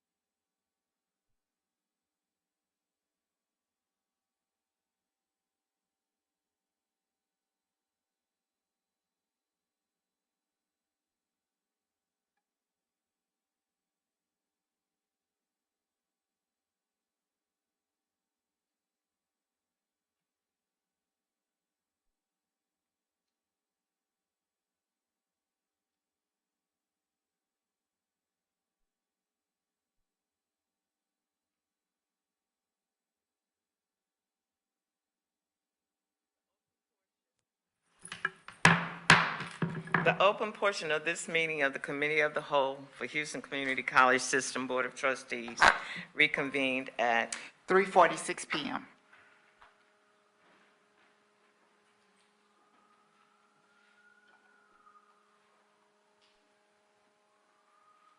There a motion to approve item E. So moved. Second. It has been moved and second. Dr. Ford Fisher will introduce the item. Thank you very much, Madam Chair, members of the board. This item is presented to request your approval to amend the fiscal year 2024 budget and reallocate fiscal year 2024 operating funds up to $29.4 million to address critical needs areas to include the capital and technology infrastructure, risk management, and deferred maintenance.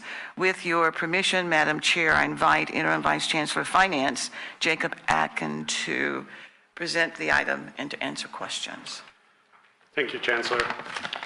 As the board noticed in our previous meeting, we're on pace to contribute an additional $34 million back to fund balance due to an increase in total revenue for fiscal year 2024. We propose that we reallocate from that fund $29.4 million to immediately begin addressing capital and technology needs, risk management, safety and security needs, as well as deferred maintenance. With that, I will take any questions from the board.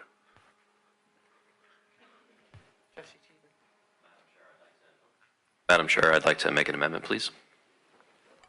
I'd like to Are we move. taking questions before amendments? We can do questions first, that's fine. Okay. Did anyone have any questions? Ms. Atkin, would you just kind of talk to us about what the core of the proposed expenditures are? Yeah, so as we consider capital and technology plant funds, we're looking at replacing network equipment as well as computer and classroom technology. With regards to safety and security, we are going to address locks in classrooms and student spaces, panic alarms, security system infrastructure, and a correction to high impact compliance issues identified via internal audit. With regard to deferred maintenance, we have identified fire and security system as the primary issue, totaling $10.8 million for an overhaul of those systems at every building across the district. So in terms of these buildings and the deferred maintenance that you referenced, are these recent issues that just happened this year? Have they been aggregating over some time? So all of these issues have aggregated over time. With regard to our IT infrastructure items, as mentioned in the earlier part of the session, the amount of revenue that we collect from students in our technology fee is not sufficient to maintain all of our equipment. And so this is part of the funding that we would use to catch up with our deficiencies in that regard. With regard to deferred maintenance, these items were identified in a 2019 study that identified these as all priority one issues at the time. And so these are old issues that have been an issue and identified as far back as 2019. So these are primarily priority one issues that are priority 1 and 2 issues that are being addressed here? They are all priority 1 or priority 2 issues, with the vast majority of the buildings raising to the level of priority 1. Any other questions? Trustee Wilson. I just now snapped to the fact that this is coming out of the 24 budget, right? From the excess to 4 million. 4.8? Yeah, this is an amendment to the, okay, thanks. Does that make a big difference? Okay. Mm-hmm.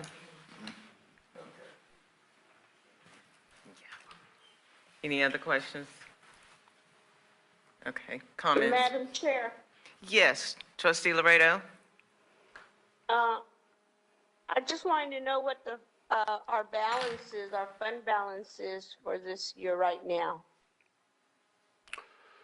So we had almost an entire year's worth of cash on hand, around $180 million. We are on pace to add an additional $30 million to that fund balance. The amendment that we're proposing here would maintain the $180 million while allocating the $30 million that would normally go to fund balance into designated projects for deferred maintenance, IT infrastructure, and safety and security. So if this amendment is approved, we would still be maintaining almost a year's worth of days cash on hand and a $180 million fund balance.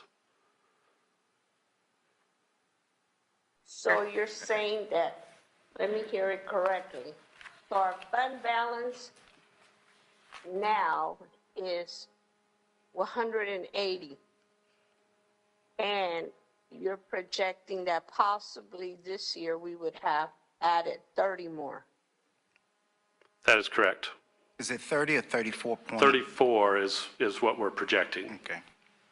Yeah, roughly. Okay. All right. Thank you very much.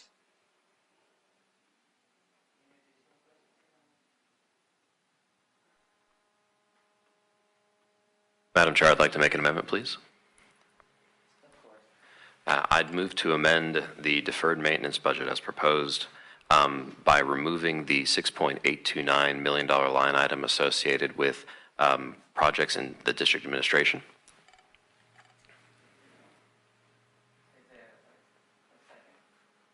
Second. Second, is there any discussion? I'd like to ask a question. Is the administration building a priority one? No, it's listed as a priority 2. And is your amendment so that then we bring that back? That's the underlying intent, is that this would give us time to have a discussion about this $6.829 million, and we can talk about it in a couple of months. Not to exceed a couple of months. Yeah, exactly. Yes, Monica. Trustee Reichart. So, and we're talking about bringing it back at the next committee of the whole, correct? That's my understanding, yes. Can we But say just to that in be- the amendment, so everybody can be on the same page and understanding and agree that we're going to bring this back? So do we want to, I guess, Parliamentary inquiry. My I current, have a question. Trustee Laredo, in 1 second, I just want to clarify, the current amendment on the table is to strike the item from consideration ahead of any potential vote on the overall item. But that, the suggested amendment did not include a time certain to bring this back before the board. Is that correct? It is. However, I would be open to putting a time certain to return this item to the board as part of the discussion, be it an amendment to the amendment, or I know once, yeah. Yeah, I think it would be cleaner to vote on the amendment first. There's nothing, if you're amending it to remove that item, there's nothing to prohibit the administration from bringing it back as a new item, because if it's removed and it's independent, it would be a new item. And so what you're discussing is sort of a hybrid amendment with a postponement, which is a little bit complicated. I think it'd be cleaner if we just did an amendment and then discuss or defer to the administration on the plan to revisit that item that's being removed. And thank you, Madam Chair, if I may. Thank you for that clarification. That's just what I wanted to ascertain, that your amendment as is was fine. It would, in that case, leave it to the administration's discretion to bring that item back. So Melissa, right now, we're going to vote on the amendment as is. The amendment, right, we're voting on the amendment, which is to remove the line item that Trustee Cheevan identified, which was for approximately $6.8 million on page 3 of the attachment, the deferred maintenance projects for district administration, that one line item will be removed. That's what the amendment is. Catch that, Sharon? Okay. Can I ask, can I put my, Of course you can. okay. Since we're still in discussion, right? Yes. Okay. Just hearing what our fund balance is of 180 million, and we see that this is a need for the security, the safety and all, I myself would say that that's needed. This is something that's needed so that we can all have what we need in this building. So that's just my saying. That's my thought. And I like your thought. Whatever the amendment says is great, I'm glad, but let's look at the bottom line. Is this something that we need? And can we wait till tomorrow? And sometimes there's things that you cannot wait for tomorrow to do, that you need to do today. So that's just my thought on it. Thank you. Mr. Atkins, would you explain to Trustee Laredo, because I think we lost her in closed session? Why? So ideally, we would pass this amendment minus the $6.8 million at this time, with the intent to have a broader discussion regarding deferred maintenance in a future meeting, ideally in August, where this would be brought back for consideration by the board at that time. And you also stated this is a priority too. And this particular building, that item is a priority too, so it is not as urgent of a need as it is at other facilities within the district. I heard you, but I also heard what was in discussion at closed session. And based on that, you can call it priority two, but it was a need. It's what I saw myself, that it's something that's needed as well. Without the other discussion that went on the future and all, I'm just thinking about what we need today. So that's my thought on it. But I will vote as I have to, but thank you for the explanation. Thank you, Trustee Laredo. If I may, I think it's important to note that for me and for my colleagues, I'm sure, based on conversations, the safety and security of everyone is of utmost importance to each and every one of us. I think that we have to be smart, though, in terms of where we put our money and making sure we're very clear about what that looks like. And in the end, making the right decision so that we can accomplish as much as we can with what we have to ensure the safety of each and every student and staff member and visitor that enters any of our doors, not just this administration building.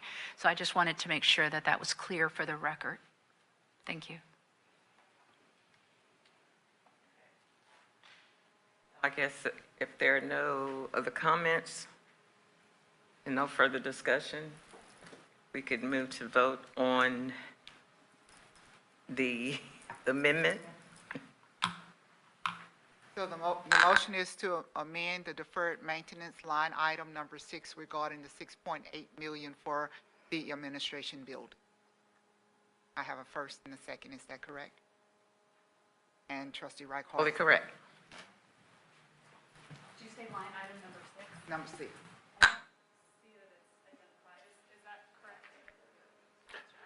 I didn't see that it was identified as number 6, just by an amount. We don't have the number 6 identification on there, but the line item is district administration, capital renewal, functional deficiency for $6.829 million.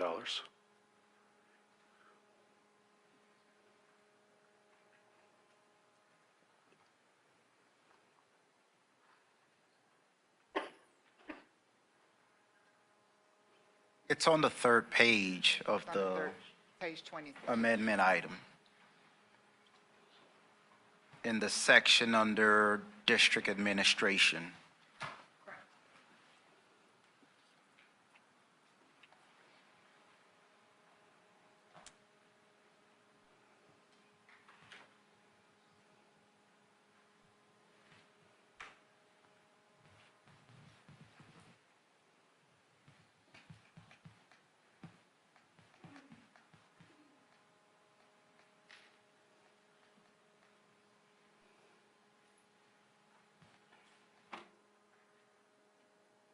Okay, so we now have the motion to amend the deferred maintenance line item regarding capital renewal functional deficiency of 6.8 million for the administration building.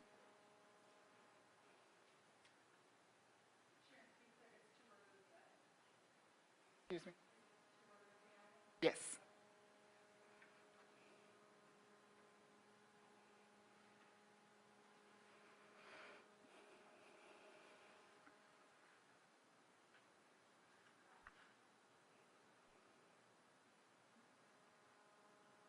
Have you started the vote? Not just yet.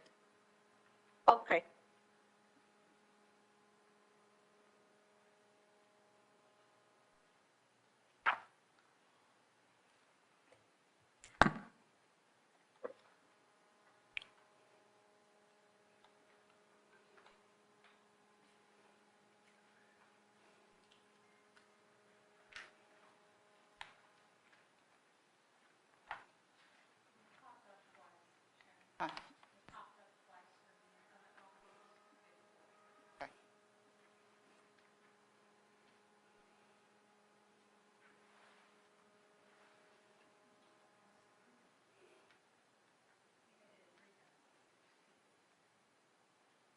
I've received it.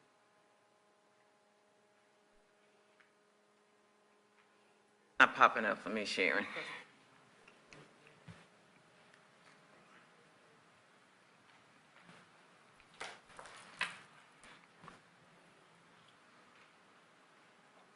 One second.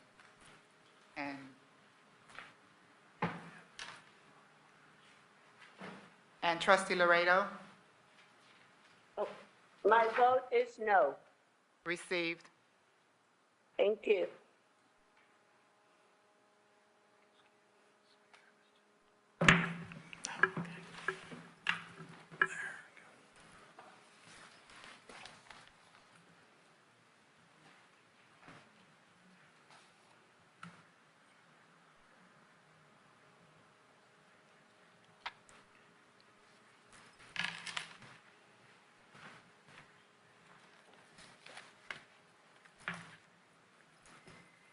Voting has concluded. The motion passed with a vote of 6 in favor and 2 opposing.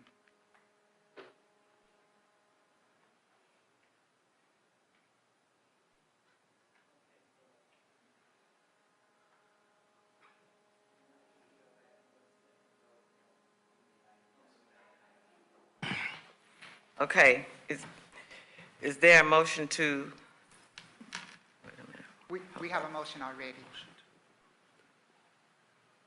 she said she got the motion already. You said you have it already, I have right? Trustee Cheatham and Trustee Wright-Hart.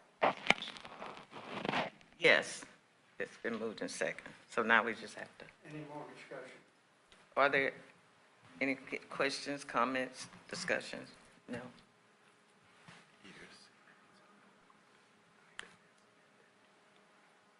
They already done that.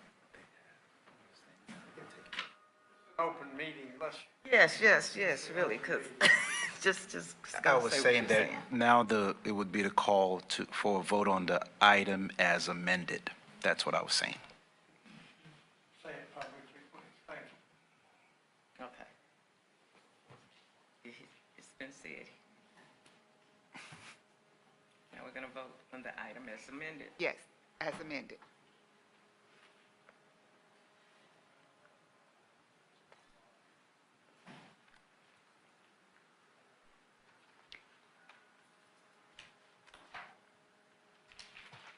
Trustee Laredo? Yes. My vote is yes. Received. And Trustee Linton Gary?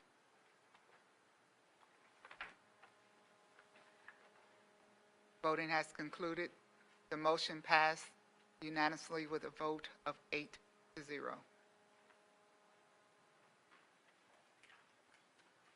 Hey, that's all we were lying. Oh. Is there a motion to approve item F, monthly investment report, financial statements, and budget review for April 2024? So moved. Is there a second? Second. It has been moved and second. Dr. Ford Fisher will introduce this item. Thank you very much, Madam Chair, members of the board. This item presents the investment report, financial statement, and budget review for the month of April 2024. The administration is requesting your acceptance of this report. With your permission, Madam Chair, I invite Interim Vice Chancellor of Finance, Jacob Atkin, to present the item and answer all questions. As we look at the financial activity as of April 30th, things are progressing very much as predicted in prior months. Tax revenue is up 6.4%. Tuition and fees is up 7.7%. Appropriations, we've received 2 out of the 3 payments as of April 30th. And our investment earnings netted $2.8 million in the month of April, the highest ever in the history of HCC. As we look at interest income through the end of April, we're totaled $13.9 million. Historically, these are our highest grossing months as we've now collected most of the ad valorem taxes, but we haven't spent that yet. We'll spend that later in the year. So our investments are at the highest point at any time during the year. We currently have conducted an evaluation on whether or not we should adjust the mix between our mutual funds and our U.S. Treasuries. At the current rates of return, we would have to purchase 5-year Treasuries in order to make more money on Treasuries than we do on mutual funds. So for the time being, we're not recommending any changes to our mix. Our actual total operating expenses are $251 million, or 63% of our total budget. Probably the biggest portion of that is associated with our salary spend, which is 2.8% under budget, which represents a lapsed salary savings of $6.5 million. With that, I would take any questions regarding the April financial statements. Questions, trustees? Okay, there are no questions. We're now ready to vote on item F.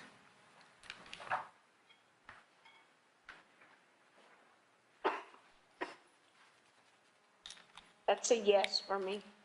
Received.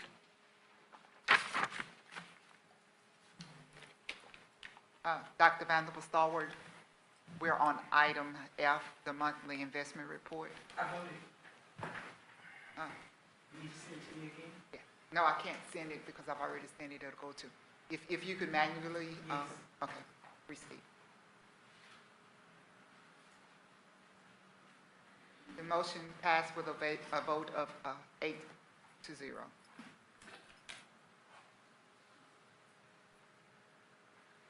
Is there a motion to approve item G, adopt board self-assessment instrument for 2023-24? So moved. Second. It has been moved and second. Is there any discussion?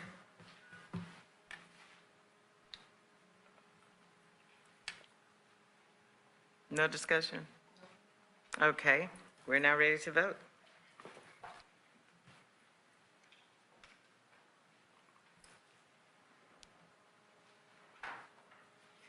Yes for me. Eva Laredo. Received. Thank you. Voting has concluded. The motion passed with a vote of 8-0.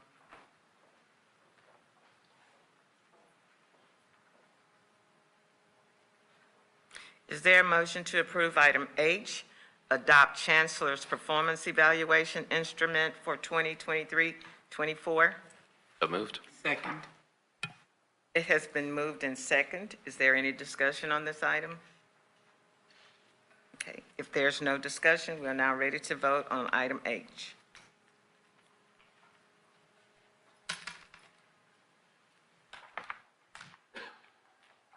Vote yes. Eva Laredo. Received. Thank you. Voting has concluded. The motion passed with a vote of 7 in favor, 1 abstaining. Meeting of the Committee of the Whole is adjourned at 4:12 p.m. Can we take like a 5-minute break before we start the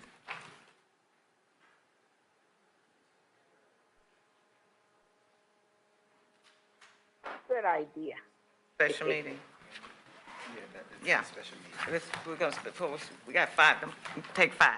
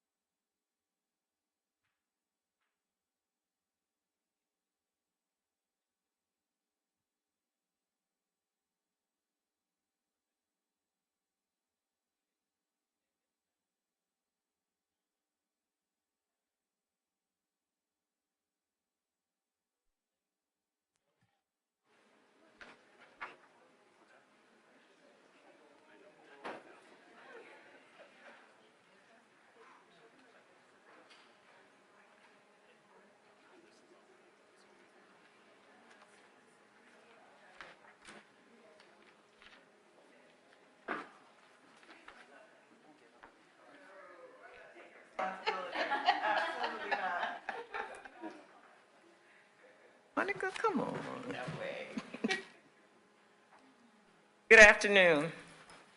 The special board workshop for June 5th, 2024 will now come to order at 4:16 p.m. This meeting was called for the purposes listed on the duly posted meeting notice. A citizen desiring to appear before the Board of Trustees shall complete the hearing of citizens form 24 hours prior to the meeting and file said application with the Board Services Office. No citizens are signed up to speak.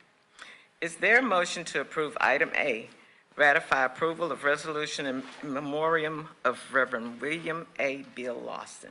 So moved. Second. It has been moved and second. Dr. Ford Fisher will introduce the item.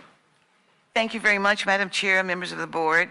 As was indicated, this item presents approval of the ratification of the resolution in memoriam of Reverend William A. Bill Lawson, founding pastor and pastor emeritus of Wheeler Avenue Baptist Church.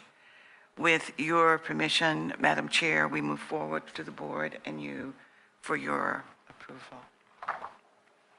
Okay, that we're now ready to vote. Are there any comments? I know several of us made comments about Reverend Lawson. And if there are no comments. I would like to comment. Okay, Trustee Laredo. Yes, I had the honor and privilege of meeting him when I was a young lady at a camp. He would come and talk to the youth always at our youth summer camp. So I'm very glad and honored that HCC is doing this honor. Thank you. Thank you. Any other comments? Yeah, I'll offer some comments. I think, Madam Chair, Chancellor, this is so meaningful that we're taking this step. So much has been said about the man that Reverend Lawson was, but I think for many of us who have had chances to and opportunities to interact close up with him, we still did not have a sufficient understanding of the breadth and depth of his life's work and his contribution to this community. He was a scholar. He was for many years on the campus of Texas Southern University, teaching. So not only was he preaching, he was teaching at the same time, going all the way back to the 60s. His mentorship of so many of the young activists at the time was instrumental in providing not just mentorship, but spiritual guidance along their journey. He also, for a stretch, was at the University of Houston, where he also contributed meaningfully to the academy there. So, it's just not enough could be said about what he's meant to this community, what he's meant to so many of us, the dignity with which that he embodied, just the incredible man that he was to this society. So I think this is the least that we could do to recognize and celebrate his legacy. Thank you. I concur with that. So at this time, we will vote.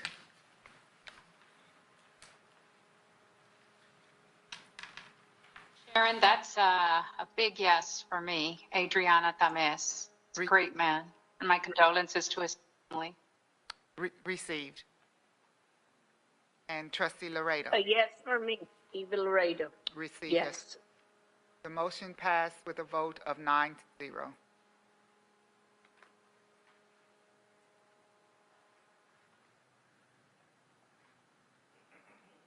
We will now move to item B, external auditing services finalist selection, project number RFQ 24-31. Is there a recommendation regarding the number of finalist firms for the final evaluation phase to be conducted by the board? Yep. Is there a second? Second. Second.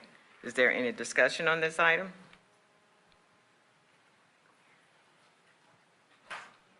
Uh-oh. Madam Chair, Yes. based on the points, okay, I didn't want to do C, so we have to do that. So based on the point system, that there are 3 firms at the top of this, so I would suggest that we consider the 3 firms at the top for interview.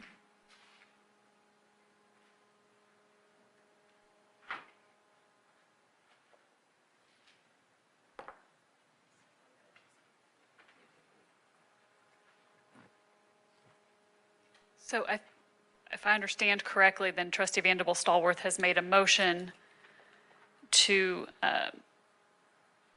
select the top 3 ranked firms as the finalist firms. And remember, there's 2 steps here. This is the first step, and then there will be presentations. So Trustee Vanderbilt-Stallworth, did I understand that correctly? Yes. Okay, so that would be the motion. We would need then a second on Trustee Vanderbilt-Stallworth's motion to move forward with the top 3 A firms. second. So it has been moved in second.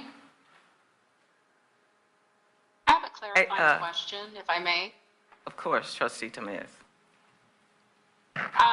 So with the procurement process then, did I miss something in that we are taking a part in the procurement process as a board versus the administration making its recommendations through its committees and its scoring in terms of their interviews and all? I could have missed something. Did I? That's correct, Trustee Temez.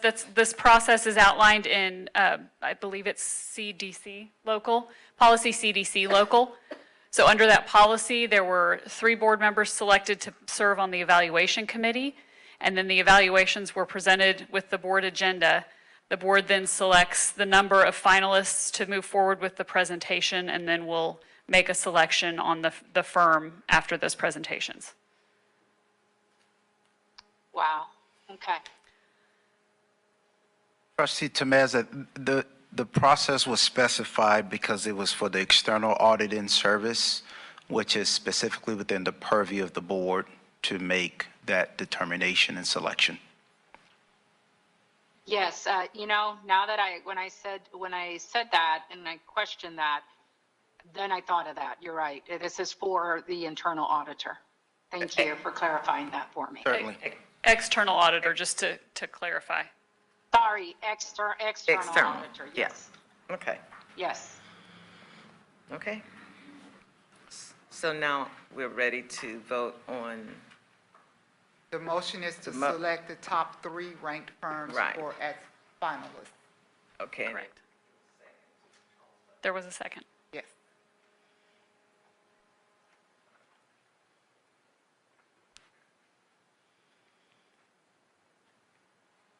Are we doing the vote now?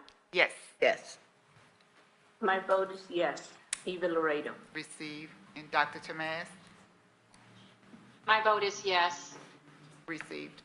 The motion passed with a vote Thank you. of 9-0.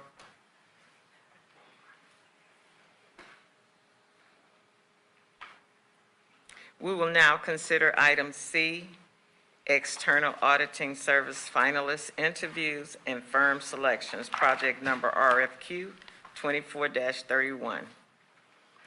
We will have presentations from the following firms. Will someone please announce those top 3 for me, please? You have them? Yeah, dude. The top 3 would be Weaver and Tidwell LLP, Farvis LLP, and McConnell and Jones LLP. Trustee Laredo and Trustee Tamesh, did you guys hear that? Can you repeat that? I'm Yeah, sorry. that's what I repeated. Yes, I do.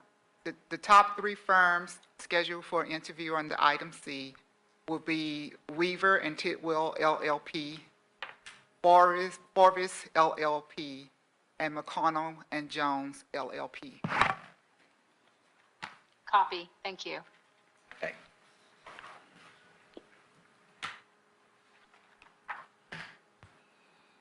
So Madam Chair, at this time, would you like to start with the first firm, Okay, yes.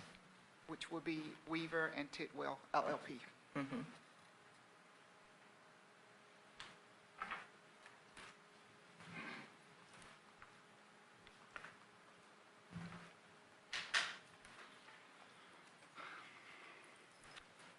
Do you want me to go ahead, or will you be Yes. pulling up the presentation, or?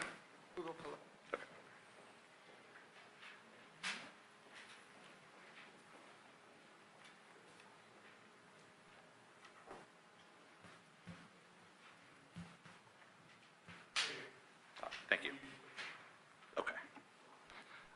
thank you, Chancellor, trustees, for this opportunity to come speak with you about our firm, Weaver and Tidwell. My name is Greg Peterson. I'm an assurance partner at our firm. In our interview instructions, it asked us to bring along all the key members of our team, of our proposed team. Unfortunately, 2 of my key members had scheduled PTO. One's out of the country, one's out of the state, so I couldn't get them here with me tonight. But I brought along our firm's national practice leader for assurance and advisory, and she's going to present with me, and I'm actually going to turn it over to her right now, and she's going to talk about our firm and our experience. Thank you all. We really appreciate the opportunity to be here. I'm going to share with you a little bit about our firm Weaver. So Weaver has Texas roots. We were started in our Fort Worth office. We've expanded to 21 offices across the United States now, but our home has always been Texas. We are ranked as one of the nation's top CPA and advisory firms. We are the auditor of 25 plus colleges and universities in the state of Texas and out of the state of Texas. We have over 50 years of serving Texas community colleges and 75 years providing support to governmental entities. As I mentioned before, we have the national reach, and we've received accolades in all of our major markets for being a great place to work and top in our area. Our industry involvement, so we participate in a lot of industries through memberships and participation. We also present at these industries to make sure that we're staying abreast of what's going on in the higher ed space. And we attend all these conferences, both for the Texas groups and the national groups. The why Weaver, one of the really key pieces that kind of sets us apart from other firms is our audits are really tailored to your needs. We really spend a lot of time understanding what you need and making sure we're tailoring our audit experience and that we're working with you in partnership to complete the audit process. Quality, not just quantity. There's a lot of audit firms out there, but we really have a specific knowledge and insight. And one of the ways that we do that is we have a core government team of 120 plus people. So these people work on governments in and out. You're not going to have to explain modified accrual accounting or anything else to them. They're going to understand all the terminology and the basics. And we're there when you need us. We have a local team to serve you. Greg is right here. The entire engagement team is local based. And we also have national office located in Houston, and we always have an available person to assist. Because of our focus on state and local governments, we have a deep bench of staff that we can pull into. If something changes within the audit process, things get delayed, we are able to quickly pull in another staff to help out and get us back on track.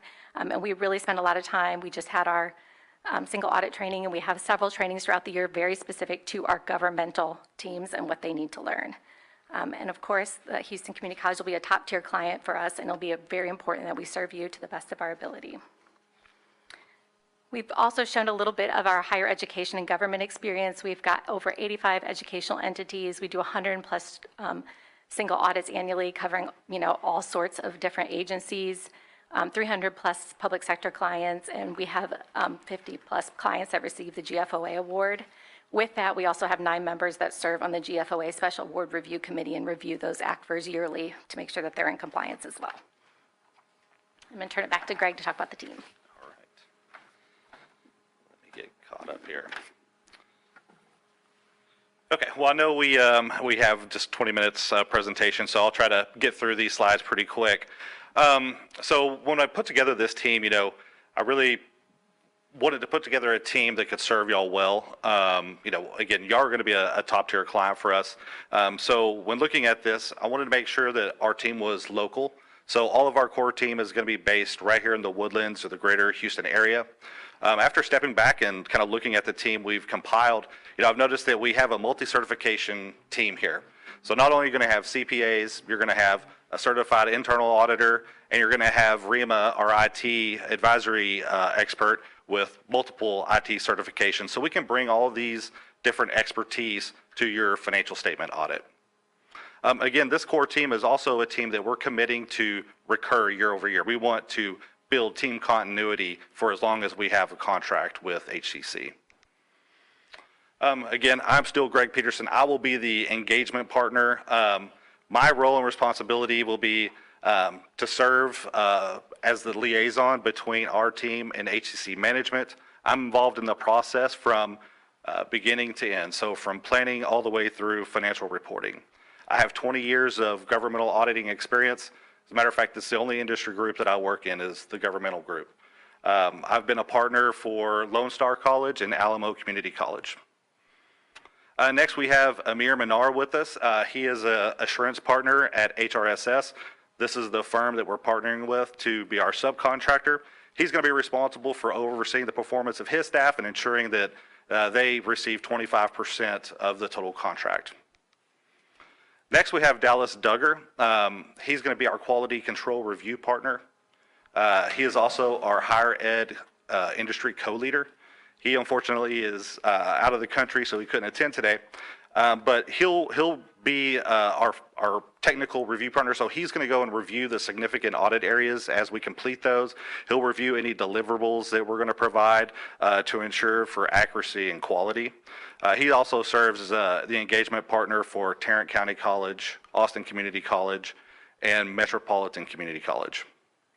Next, we have Brittany Drew. She'll be the senior manager. She has 9+ years of experience. She'll be responsible for overseeing our staff, making sure that they receive their job assignments, that they're working together with our subcontractor and our staff for working together congruently, having open conversations with your staff, and she'll also do the initial work paper review to ensure that we're providing the audit quality and standards that we hold ourselves to. Next, we have Tiffany Kaufman. She'll be the actual audit supervisor or the senior. She will be here the day-to-day operations. So she's going to be the day-to-day operations of the audit to make sure that we're making progress, meeting our milestones, having those conversations with your staff regarding open items request, and again, overseeing the staff to make sure that they're working and getting things accomplished timely. We have Rachel Presley with us. She's a certified internal auditor. She will be our associate. She has 3 years of internal audit experience with HP. She actually came to Weaver as an intern, and now she is full-time with us. She's just a real go-getter, so I'm really excited to have her join our team and bring her expertise to the external audit world. Next, we have Rima Parapilli. She's going to be our subject matter advisor. She's going to be responsible, and her team will be responsible for leading our IT risk advisory and data analytics. As I mentioned before, we will be partnering with HRSS as our subcontractor. HRSS was your subcontractor from 2014 to 2018, so they have experience working with HCC. Again, they will receive 25% of our overall contract. And the good thing about partnering with HRSS is we work with them quite a bit. We have a long history of working with HRSS. So they've partnered with us on Lone Star College. They've also partnered with us on Houston ISD.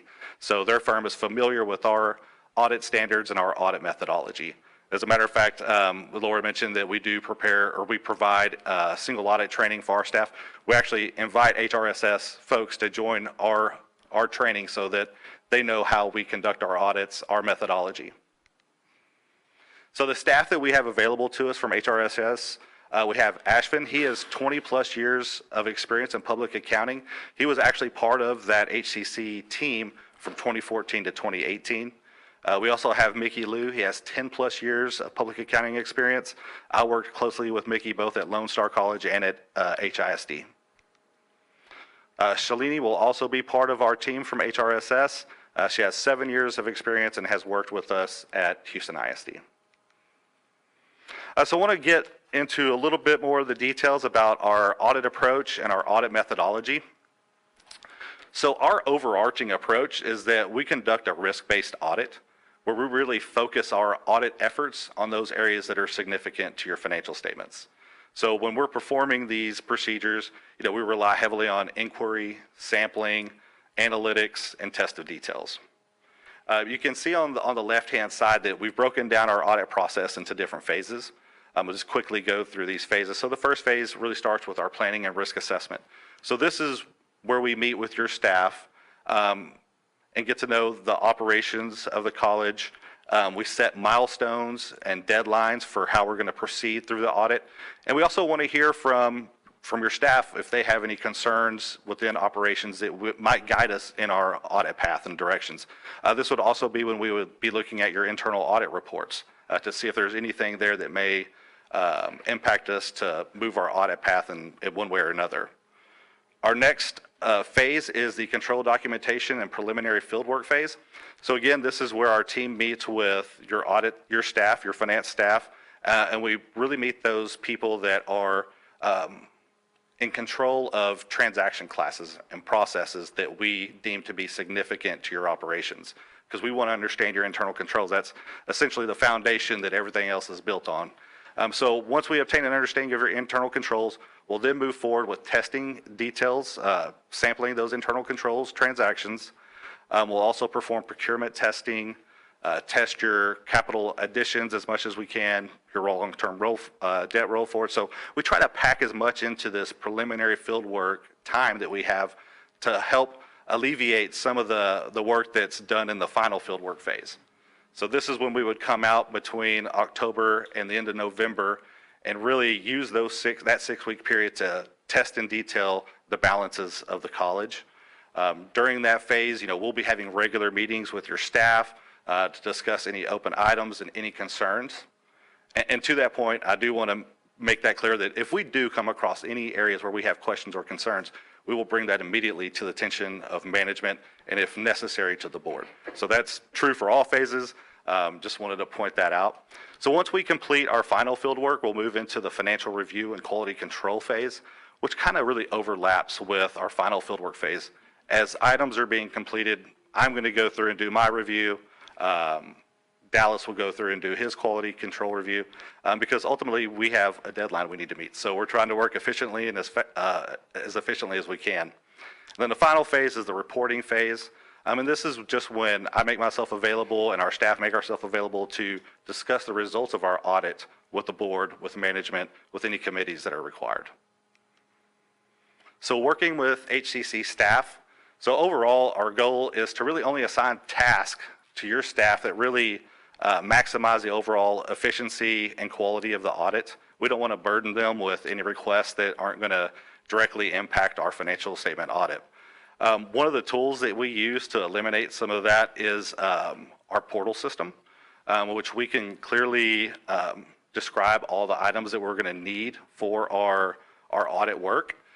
We can even dive in there and specifically add in due dates. We can assign staff who's going to be responsible for completing those.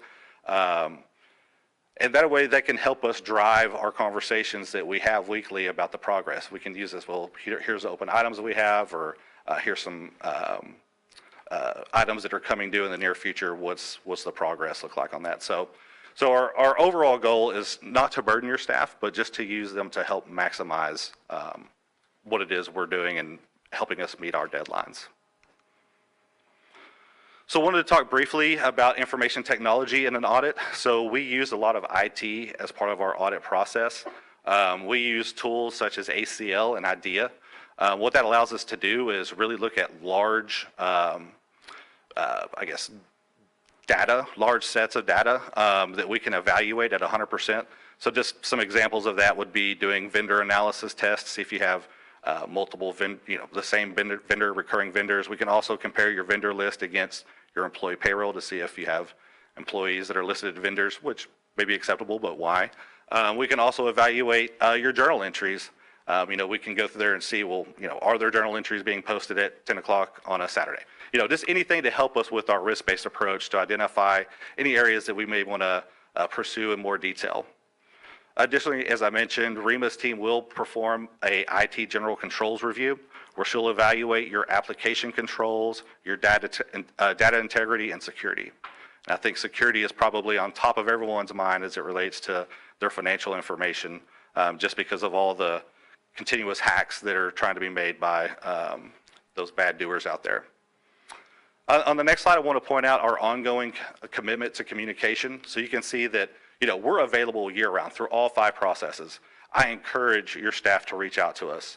If there's issues that we have or questions that they have that we could clear up in June, July, so that we don't have to work through those issues during that 6-week period of final field work when we're in a time crunch. It just makes the process so much more easy.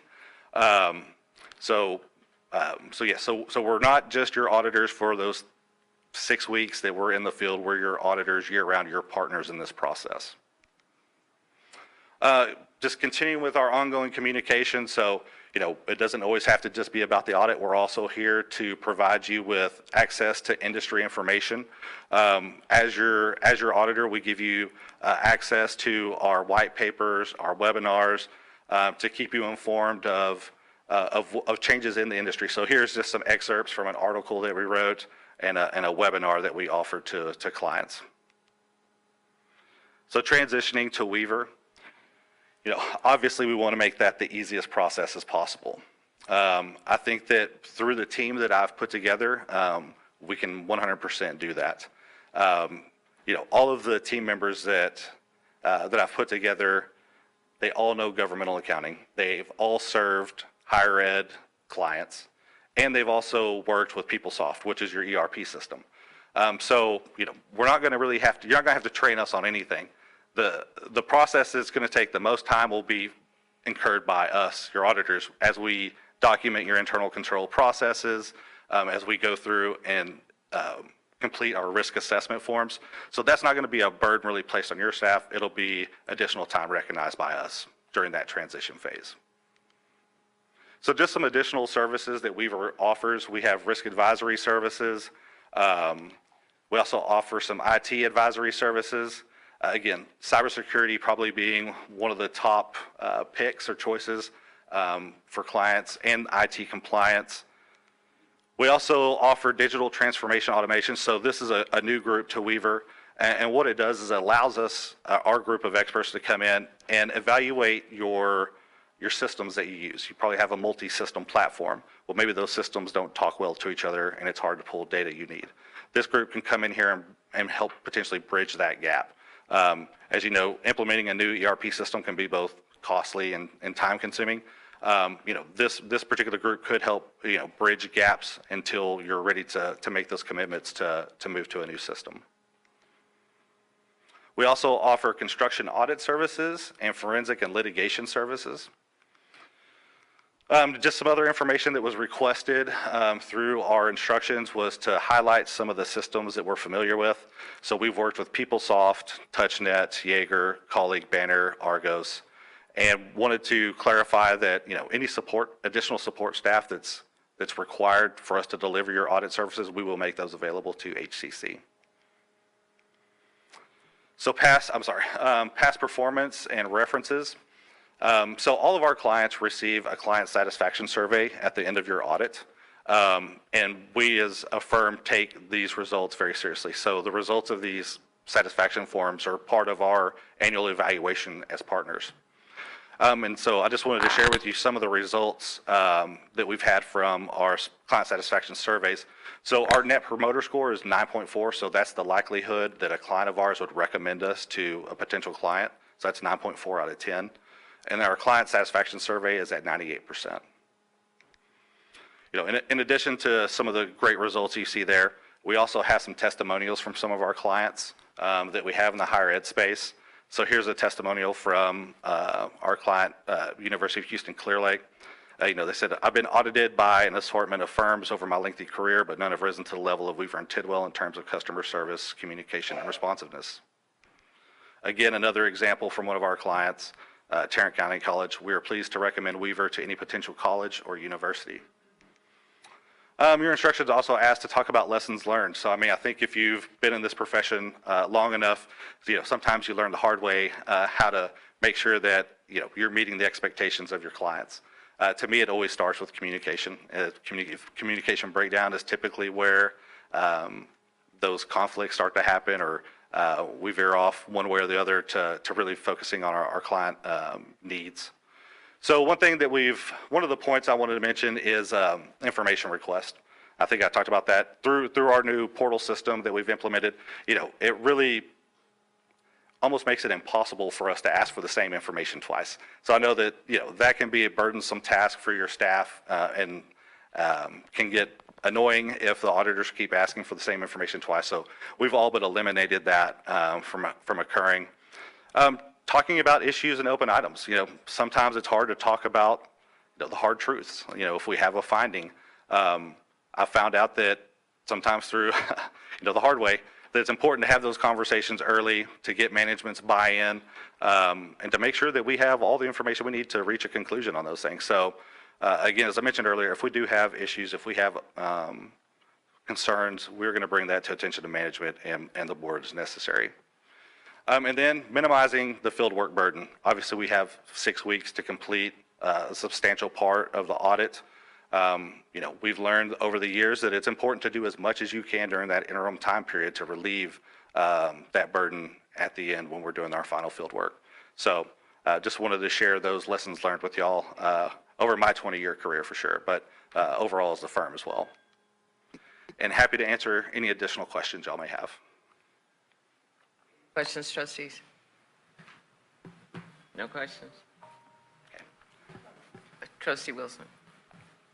One of the issues I understand in the CPA world is the fact that more are retiring than are coming into the profession. It's like 5 are retiring and 2 are coming in.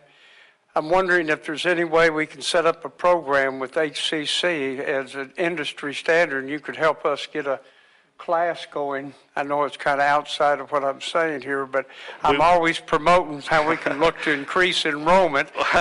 Well, we would actually love to. So, I mean, we actually, for some of our clients, we actually go and teach classes. University of Houston Clear Lake, we go and we present to their audit class. So, yeah, we'd be happy. We'd be very interested to do something like that. Thank you. Questions? Yes. You stated you have 120 plus single audits. Yes, ma'am. How many of those single audits are with community colleges? Oh, gosh, probably 20% of those. Non-repetitive or repetitive? Well, they're on a 3-year cycle, so depends on how the cycle, but student financial aid definitely is a recurring single audit that we perform. The total number of partners or employees, personnel that would be working with Houston Community College is how many? So we'll have, partner-wise, we'll have 3 partners. We'll have 4 Weaver staff and 3 HRSS staff. And the percentage of time for the top 4 personnel? For the partner level? Engagement? I'm sorry. The engagement partner, what percentage of time will the engagement partner be? The engagement partner, so I'll have roughly probably 10% of the time, the total time, 10 to 15%. Okay, and the assurance partner? Oh, I'm the assurance partner, so. Okay. Yeah, the engagement partner? That would be, I guess I'm a little confused, I'm sorry. So yeah, I'll be the engagement partner. So I'll have between 10 to 15% of the total hours. Okay, and then the assurance partner? Okay, Dallas. So for the quality control review partner, probably between 3 to 5%. And then the senior manager? Senior manager will probably have between 15, probably about 15%. Okay. Most of the time involved is really that senior level, staff level, the HRSS staff. I mean, that's who have most of the daily tasks associated with completing the audit. Okay, so the supervisor runs the staff? Yes. Okay, and the supervisor will be here what percentage of the time? She probably will have close to 30% of the total hours, I bet. 20%, 20, 30%. And the community colleges that you all have done your 3-year cycles with, you mentioned Tarrant County and? Tarrant County, Lone Star College, Alamo Community College, Austin College. Oh gosh, I think we have 25 some odd audit clients that we serve in the higher ed space. Okay, higher ed versus community college. Or community 4-year colleges. versus 2-year, I guess that's my question. Community colleges, yeah, 2 years. 25 community Oh, colleges? I'm sorry, 2 years, probably Close to a dozen. Well, a little under a dozen, probably. Okay. Any other questions, trustees? Thank you so much All for right. your presentation. Thank you very much.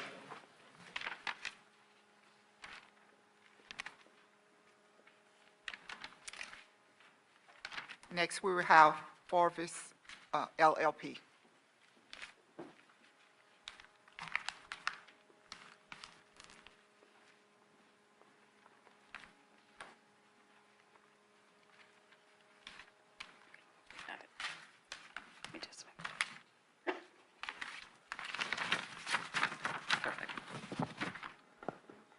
Good afternoon, everyone. Good afternoon. Thank you for the opportunity for us to be here today. We really appreciate being able to share with you about Forvis Mazars. I will get us started basically with some quick introductions of our team, and then we'll cover in more detail when we get to the qualifications of our team portion and go through those particular questions. So at that point in time, each member will provide a little bit more detailed explanation of their experiences.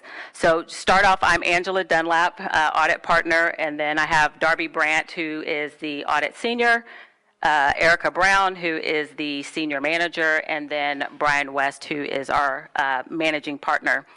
Sydney Lacey of Lacey New Day Consulting is our teaming partner, and unfortunately he wasn't able to be here today due to a family matter. So he does send his apologies, but I will talk a little bit more about him as well in terms of his experience and work with us. We will use this PowerPoint presentation as a guide for our conversation, and I know we kind of have the 20 minutes and the 10 minutes, but if you do have any questions as we're going along, we would appreciate, go ahead and jump in with your questions at that particular point in time. So when we submitted our proposal to you, it was submitted as Forvis, and as of June 1st, we had a name change and we became Forvis Mazars. And so that name probably may not be as familiar with you as maybe some of the other firms. So I want to turn it over to Brian to tell you a little bit more about Forvis Mazars.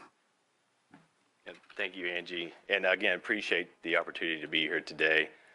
We did become Forvis Mazars on June 1st, so we are now the 7th largest international firm in the world. And for you, I'll talk a little bit more about the U.S. presence. That may not be one of the top priorities in the firm you're looking for, but I do think some of the comments that was made about the search for talent in the CPA world has become increasingly competitive.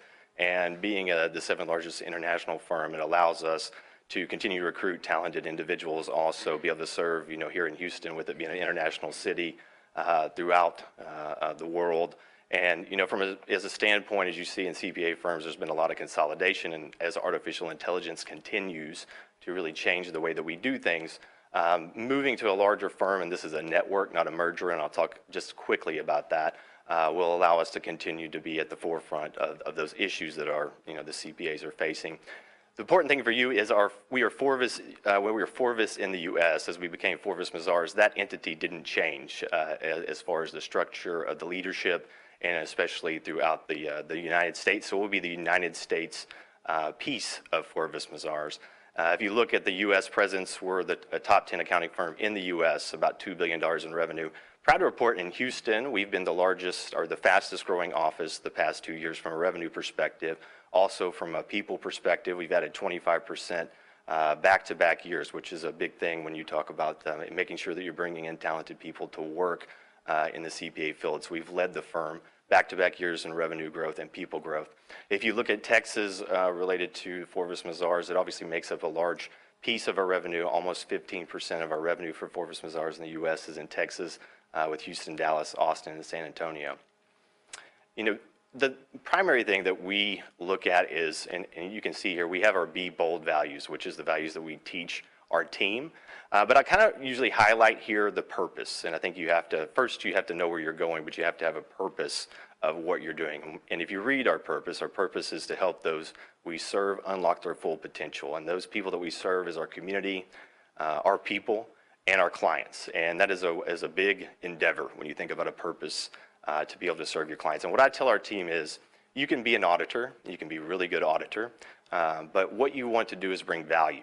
And we work diligently to instill in our team members that they bring value to the clients that they serve. Well, we have some evidence of that, that we have been able to do that for a long time period at Forvis Mazars, where our team really works with you to not only provide you with a good financial statement audit, but to look for ways that you can improve and to bring you best practices, individuals that serve in your industry, to make sure that we're helping you as much as we can. And that's really the way that we look at our purpose, mission, and vision for our team.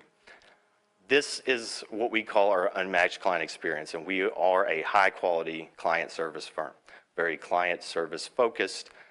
These are the three principles, and they seem pretty simple, but a lot of times if you miss one of these, that's where things go off. And if you look at those three, we listen to understand, and first our team will do that. We want to know what is important to you.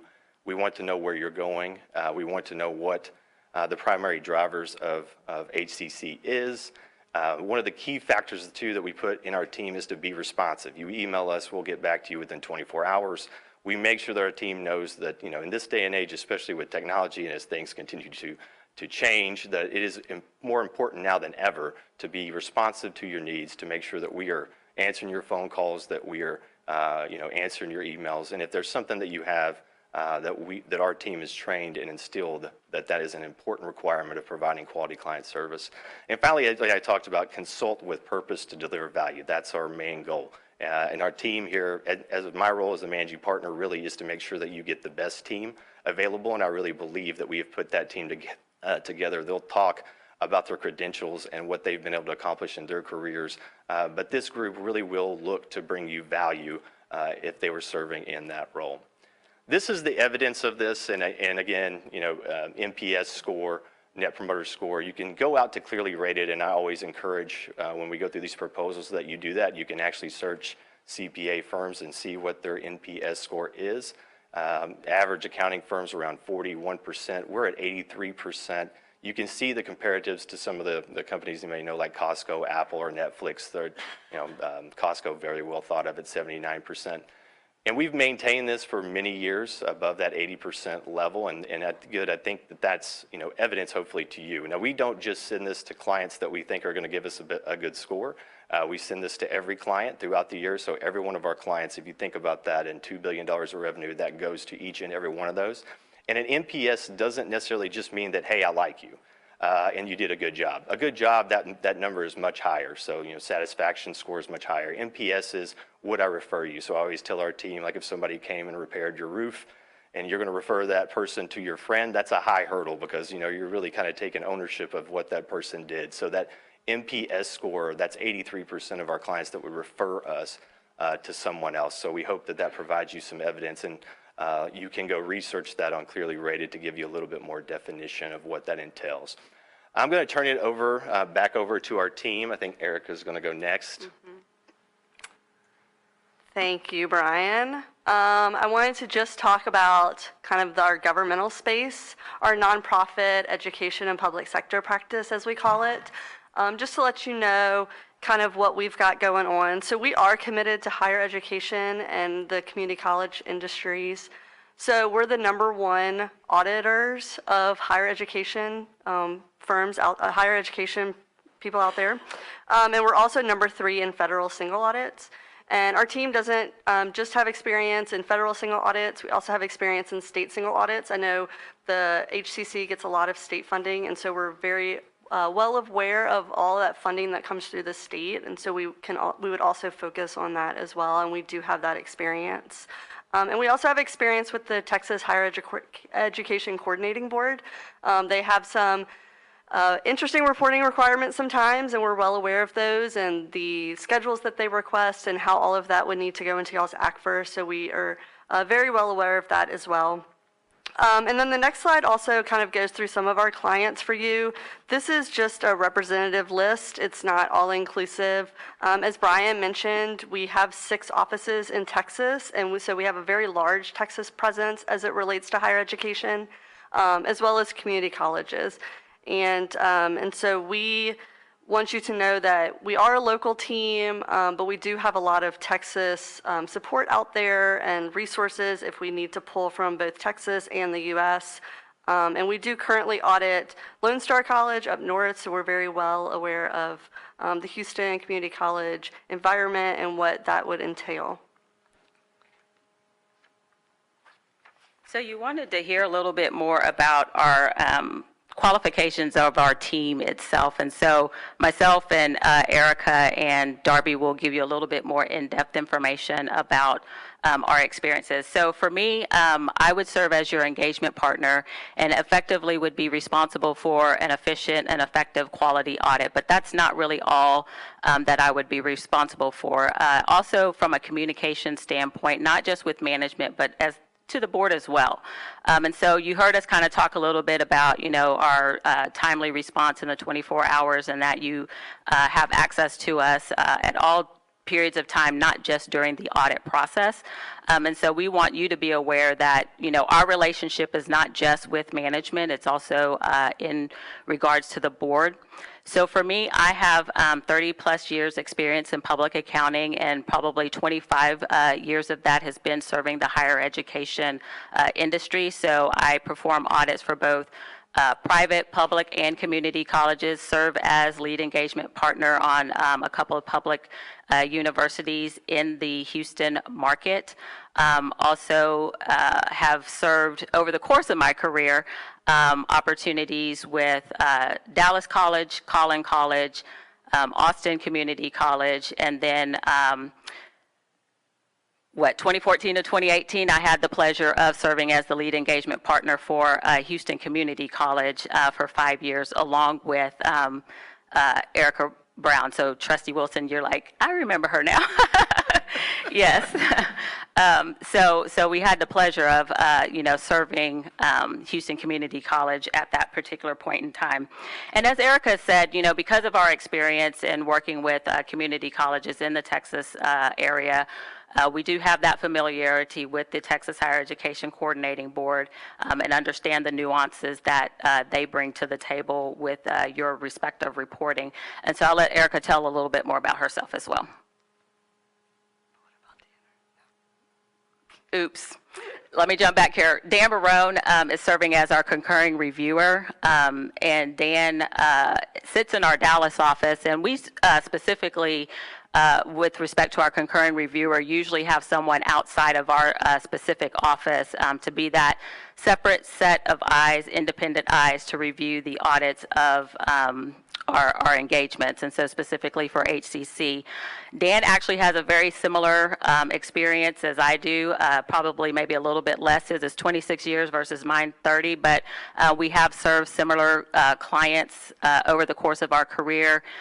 You can add to his. He also did the Austin Community College District and Alamo College District, so Dallas and Collin as well. So he would be that separate set of eyes for purposes of this particular audit. So now I'll turn it back to Erica. Sorry about that. Okay, thank you. So as Angie mentioned, I would be the senior manager on the engagement. And so that means that I would manage the day-to-day operations, working with Darby, who would be the in charge, and supervising Darby and the staff to make sure that they're getting through what we need to, and kind of the big project management side of the engagement would be my, kind of my baby, is what I would be focused on and getting through all of that. So I've been in public accounting for 10 years. Before that, I worked for the state auditor's office, so I have governmental experience about, I think, 15 or 16 years. I don't feel like I'm that old, but I guess that's right. And so I've been at Forvis Mazars for about 4 years now, and I focus solely on our public sector, which is our GASB clients. So I'm not looking at any type of FASB things. I'm only focused on GASB, looking at our governmental clients, and that includes our community college practice. I also do single audits, and so I do most of the single audits for all of our clients in Houston. So really in the details and understanding how federal and state single audits work. As Angie mentioned, I was on the Houston Community College audit from 2014 to 2018. I was the in charge. And then I was on Alamo College's district, and now I'm the senior manager on the Lone Star engagement. Hi, everybody. I am Darby Brandt, as Angie said earlier. I do have 3 years of experience working at Forvis. I provide audit and attestation services to a variety of clients, including government, nonprofit, and higher education, as well as private industry clients. I am well-versed in government auditing standards and federal and state funding requirements. As the Engagement Senior Associate, I am responsible for overseeing our staff and the day-to-day operations.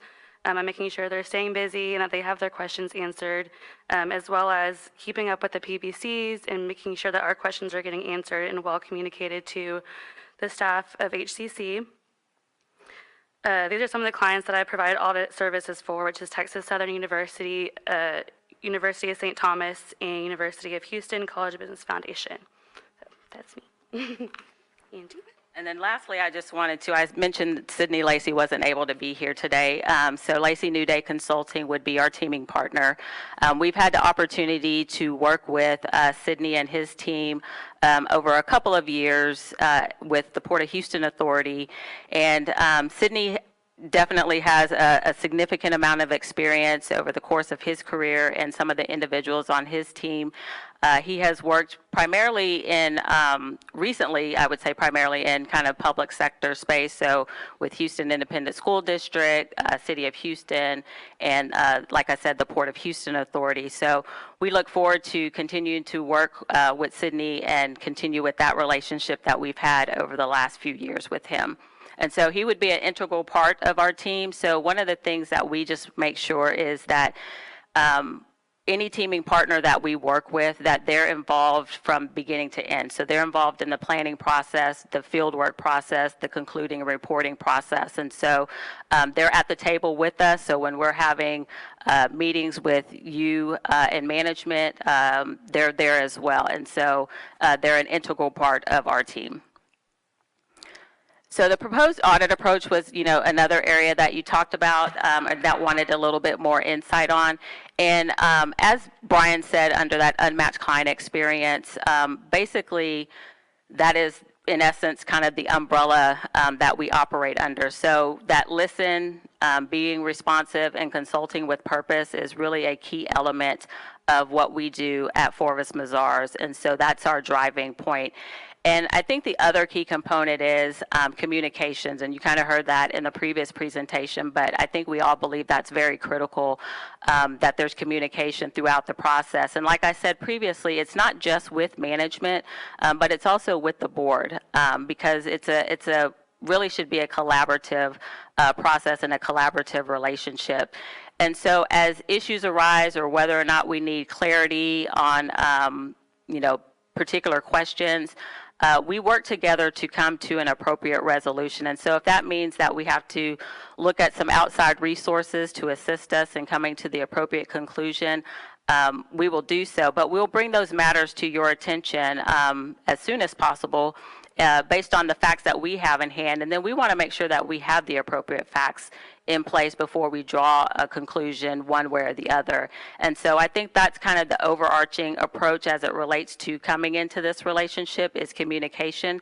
And then Darby will talk a little bit more in detail about the audit approach itself. Our audit approach would focus on HCC's areas of risk. We assess these risks based off of preliminary conversations and the industry. So for a college, one area might be tuition and fees, for example. With changes in the funding model, we would also evaluate this as part of our risk assessment. And then hand in hand with areas of risk, we would want to assess internal controls. We have these questionnaires that are tailored towards your industry that help us identify key areas to assess. And then we would then do walkthroughs to make sure these areas are effective. After planning an interim, we would focus on the test of details and substantive analytics, focusing on high-risk areas and making sure that they are up to standards and are tested properly. We do have an organized client connect site to easily share PBC lists and make sure that we're staying organized. One thing that we would need from HCC is a timely communication throughout the audit engagement. This helps keep us working efficiently and prevents delays in the audit, staying within the agreed timeframes. And we do understand that delays could occur, but just letting us know when something is delayed so that we can focus our resources in other areas. Another important item would be providing accurate information. If management provided a schedule, just making sure that it ties back to the trial balance and is complete before sending it, and same with the questionnaires, just making sure they're fully complete and accurate. And then what to expect from us, as Angie discussed earlier, timely communication is a priority for us. Our firm actually has a policy, which I think Brian mentioned, that all emails are responded within 24 hours. We are also available to the Board of Trustees and encourage open communication if there are any comments, questions, concerns that come out throughout the audit engagement. We also prioritize avoiding unwanted surprises. If anything comes up during the audit, we don't want anyone to be blindsided by it. Then, of course, risk issues are addressed first. As far as timing goes, we would also place great importance on meeting with your expectations on timing of the audit. We'd want to have a planning meeting to go over your expectations and plan the timing to match what is needed by you. And Erica will cover the transition. Thank you. Oh, sure. Same questions, actually.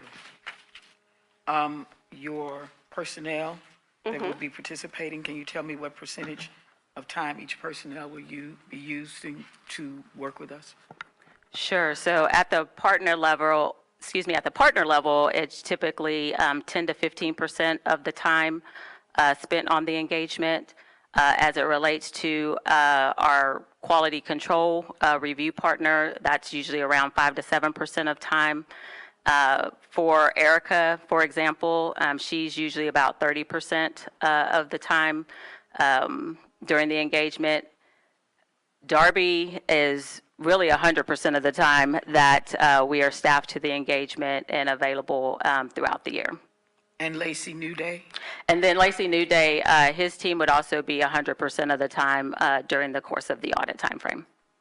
Okay, and the number of your number one in higher ed audits, what is your the number of community college audits that you have participated in?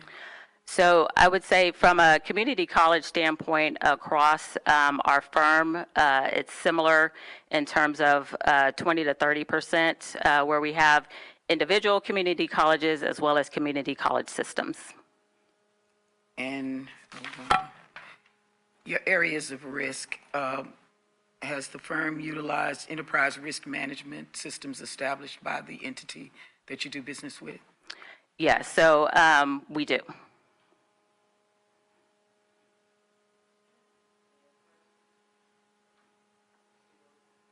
Angela, remind me what you did for HCC. So from the 2014 to 2018 timeframe, in my prior life at a different firm that I was at, we were the external auditors for HCC. So we performed the financial statement audit and the single audit for HCC for that 5-year period. That was between 14 and 18? Yes. Okay. Thanks. Thank you so much for your presentation. All right, thank you.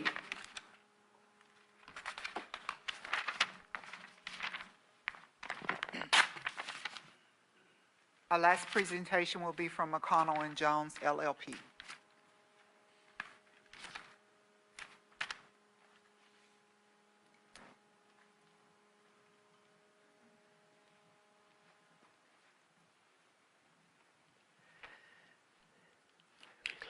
So good afternoon, and thank you very much. I certainly hope that since we're last, that we will still be able to get your attention here.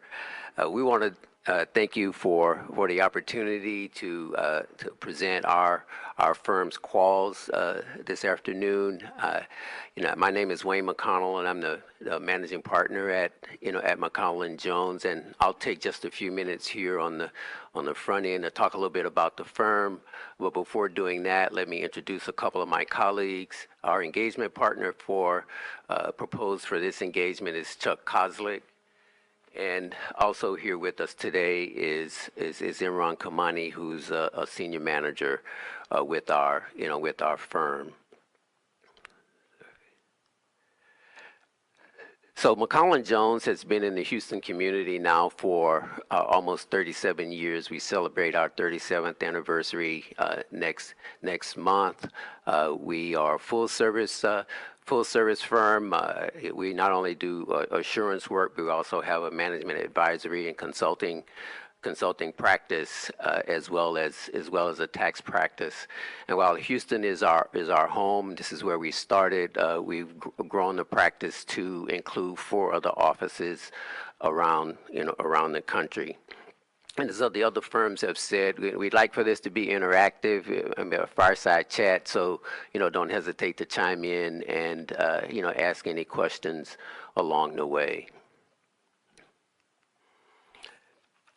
As I mentioned, we are a Houston-based firm, but not only that, we're also the second largest African American owned, firm in the country. So we consider diversity to be a real driver for us. About 70% of the folks that we have on our team are either ethnic minorities or women, and we speak over 27 different languages in our 5 offices. And so, with that, we think that the team that we've assembled here for this proposed engagement, as well as our entire office mirrors the diversity that we see here in the city of Houston. With that, with the fact that we are a diverse-owned firm, we are, certified with the City of Houston's MWBE program. We're also certified by the National Minority Supplier Diversity Council around the country here in the U.S. And the SBA has also certified us as a veteran-owned business, as well. And given that diversity ownership and those diversity certifications, we don't have a subcontractor for our firm. So all of the work that will be done for Houston Community College will be done by a certified diverse-owned business. And with that, I'm going to turn it over to Chuck to talk a little bit more about the next aspects of our presentation. Thank you, Wayne. Pleasure to speak to the committee this afternoon. A couple of the key differentiating factors about McConnell Jones is the power of diverse thinking, first and foremost. It's in our tagline at the bottom of the slide: diverse thinking offers unique perspectives. We pride ourselves on a no surprises audit approach. Again, we will communicate with HCC throughout the process to make sure nothing happens that isn't expected. We have high staff retention. What that means for HCC is we have a lot of the same staff returning year to year. There's less startup time every year, less of a learning curve. Our technology tools, we have a completely paperless audit. We're also proud to have the ISO 27001 certification. What that is means we have data integrity and we have a secure data platform in order to protect client data. Effective communications, as I mentioned, we'll meet throughout the audit. Status meetings is the best way to make sure everyone's on the same page with how the audit's progressing and if there's any needs that we have to get our work done. It's that transparency and accountability which drives us and keeps our firm running on time. As I mentioned, the IT infrastructure our firm brings is the ISO 27001 certification. We have a full-time Chief Information Security Officer in our firm. We do regular vulnerability scanning and penetration testing. So some details about the proposed engagement team. Myself, Chuck Kozlik, I'm a CPA, certified government financial manager, as well as a certified fraud examiner. I would be your lead engagement partner. The first 15 years of my career, I worked with KPMG, and then the next 5 with Clifton Larson Allen. So I've been at the big national firms, but I'm happy I'm here with Wayne and the team to work on this engagement. In addition, I'll let Wayne introduce himself and his qualifications. Wayne? Right, thank you, Chuck. Well, I'm just a little bit older than Chuck. I've been in the Houston market now for almost 45 years. Started my career with Price Waterhouse, here in Houston, and have worked on several community college engagements, during my career. I too have spent time as an engagement partner here on the audit for Houston Community College. I've also been the engagement partner on Austin Community College. We're currently doing Dallas Community College, and Chuck is the engagement partner there. But we had a previous stint with Dallas Community College as well, where I was the engagement partner. I've also been the engagement partner on Lone Star. So, I've been on the community college circuit for quite some time now. I'll be serving as the concurring partner, the second partner reviewer on this engagement, and looking forward to working with Chuck in that capacity. Imran?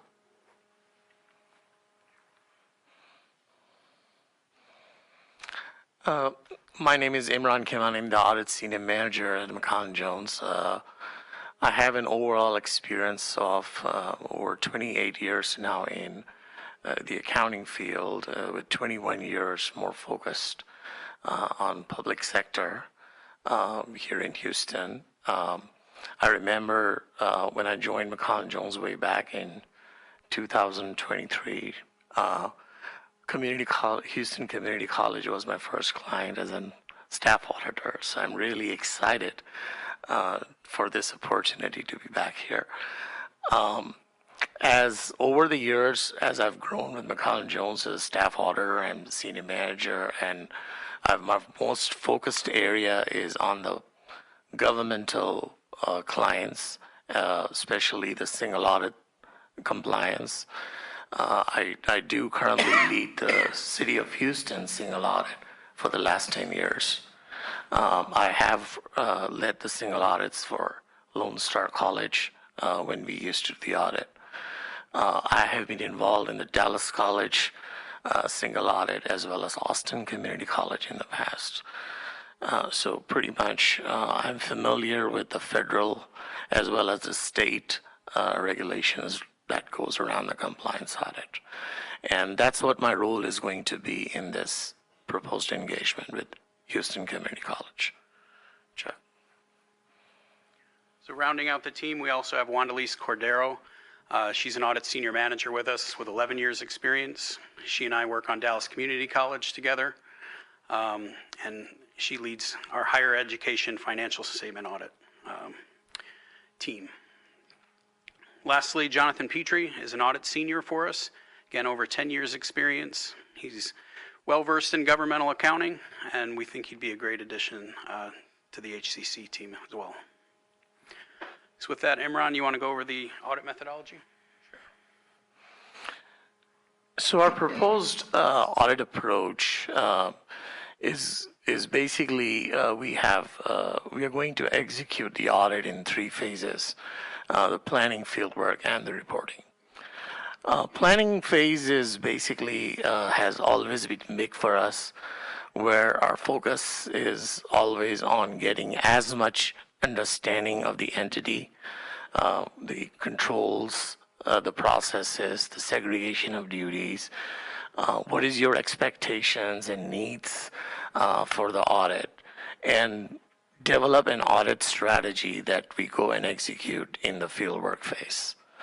Our fieldwork phase is actually split into 2, where we are proposing that in the summer months, we are going to focus on more internal control testing, including single audit compliance testing. And then in the final phase of our fieldwork, when we come back in October, our focus for the next 6 weeks would be on wrapping up our fieldwork and, testing account balances and the things like that. We never lose sight of the reporting phase. In fact, that is really built also into our planning because we are mindful of what the end product is.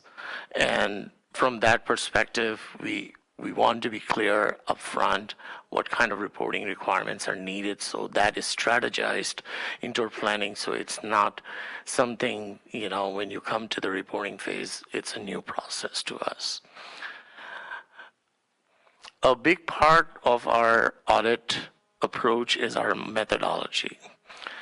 And as you have heard in previous presentations, the risk approach is the approach that normally auditors take, where we specifically target our audit efforts and activities towards the high-risk areas. And it's not only what we identify as high risk, but we are also always aware and receptive of management and the board or the audit committee's needs of what those high-risk areas could be. And we gather that information and we try to strategize that into our audits. As part of that process, we evaluate controls, we look at the segregation of duties, we do fraud inquiries, we do internal brainstorming sessions to develop that strategy before we go into the field work to implement it. A key part of running the engagement that I have learned over the years is communication.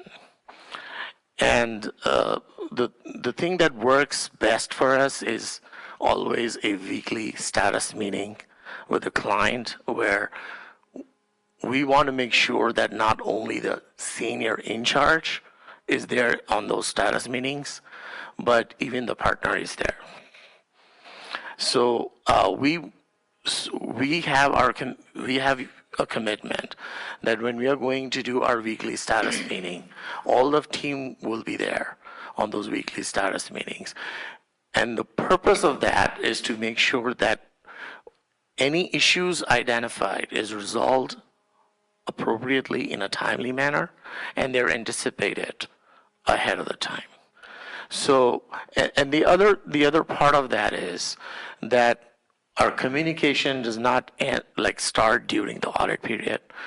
It basically runs throughout the year. So as far as access to our senior team, including myself, the partner, board members, audit committee members, management, they can reach out anytime to us with questions, and we would be happy to address them.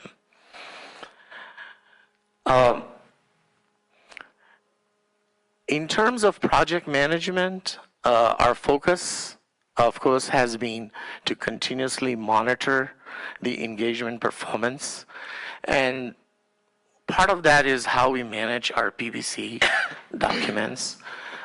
As Chuck mentioned, that we have a platform that has been vetted by our Chief Information Security Officer to be most reliable in terms of data integrity. So we communicate through that platform, and we encourage our clients to do that as well. And constant communication and having a status meeting together not only helps us track the status of the engagement, but also to make sure that it is successfully completed in time. In terms of the efforts that we would expect from management with respect to our audit is minimal. Because a lot of the time we as an auditor are trying to understand the entity. So we try to base it on interviews rather than throwing out a checklist sometimes and just asking management to complete it and send it back to us. So we want to be more interactive with management on that side and save their time. So having a conversation and completing those checklists while we are conversing, that's the approach that we take, which significantly disburden the management. In terms of transition, we have developed a transition approach where all the team members are involved, from partner to the seniors. And those people, they are involved in reviewing predecessor auditor work papers. We gather information from there. They are involved in constant communication with management personnel to gather as much information, what experiences that they have in the past, so that we can also learn from those experiences and integrate them into our audit. In terms of support, as Wayne mentioned, that we are a much larger firm than just having an assurance practice. We have a risk advisory service as well, and which is heavily geared towards higher education practice as well.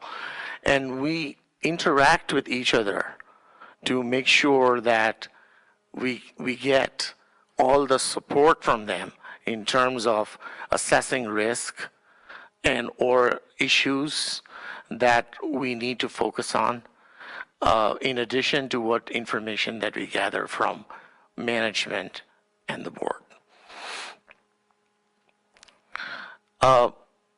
As a support staff, we have a functioning IT department, and some of those IT department folks not only provide us support in terms of enterprise management with respect to the audit, but also they help us do data analytics. And some of the data analytics is built into our audit software as well, like teammate analytics that we do as a regular feature of our review of the populations that we get or any kind of trial balances that we get.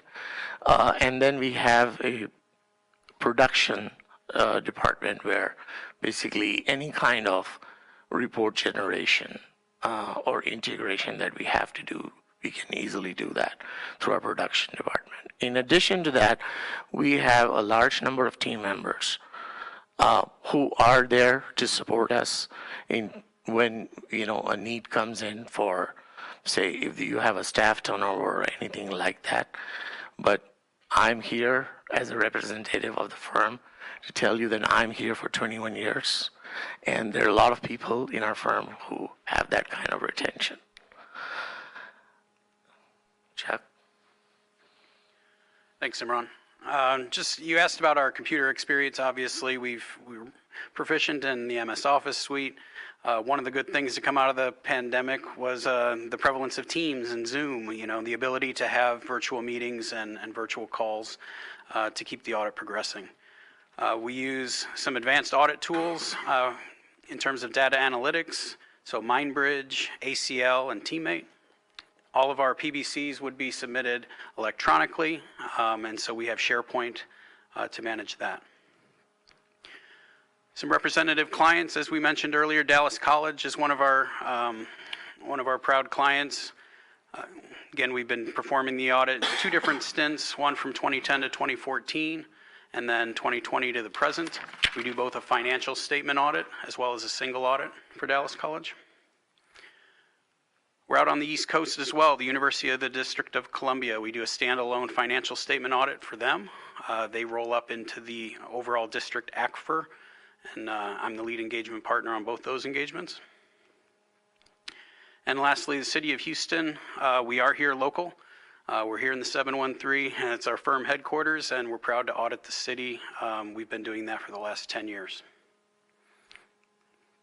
You can see here on this slide, we also have a robust consulting practice where we've provided services to these various community colleges around Texas.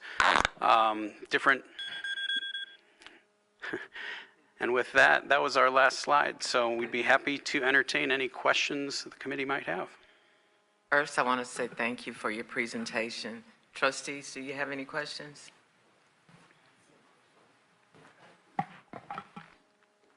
Can you share with us the percentage of time that each of your, am I correct in saying 4 of your partners? Then the audit partner will, what percentage of time will the audit partner spend on this engagement?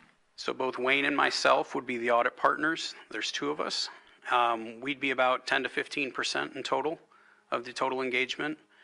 Next would be the manager level, and that's Imran and Wandalise. They'd represent about 30%. And then the remaining goes to the seniors and the staff. And your total number of community colleges, is it five or four? The community college work? So we do currently the audit for Dallas College, and then we've previously, I understand, served Houston Community College many years ago. That's what Wayne told me. But then, I have experience on the College of DuPage in Illinois. It's the largest community college up north. I was also the signing partner when I was with my previous firm on Northern Illinois University, University of Toledo, Jackson State, Alcorn State, and University of Southern Miss. And something I had. Your risk, you mentioned your planning and risk. Do you have experience working with enterprise risk management systems that are currently in place at other We institutions? do. We have PeopleSoft experience. We also have worked with Colleague and Banner and some of the more prevalent ERP systems for community colleges.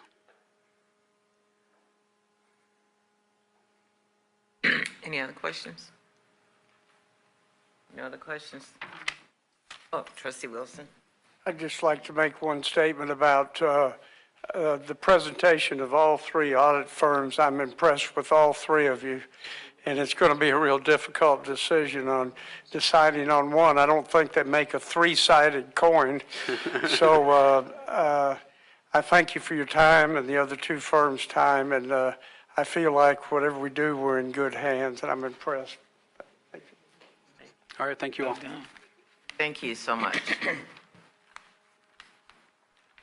At this time, I'd like to ask, excuse me, Ms. Morris to come up.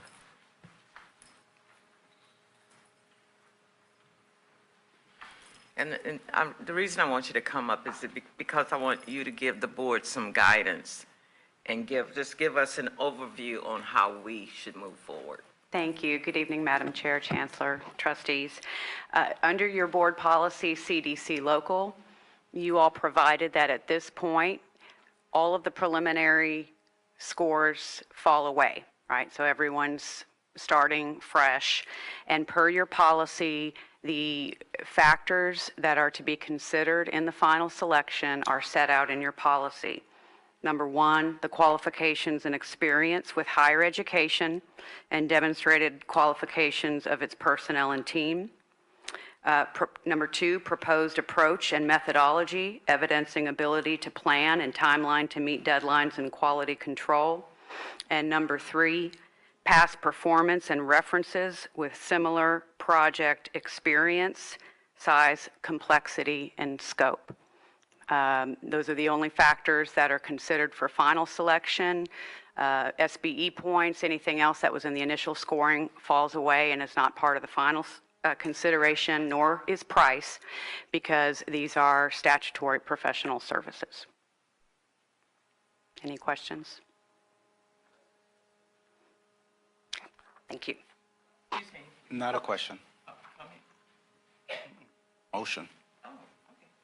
Madam Chair, I would like to make a motion that we authorize the administration to negotiate a contract with McConnell & Jones LLP.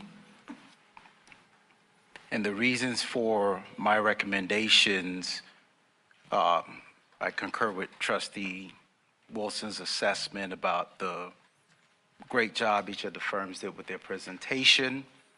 McConnell & Jones is a local non-business firm. They have worked with this college.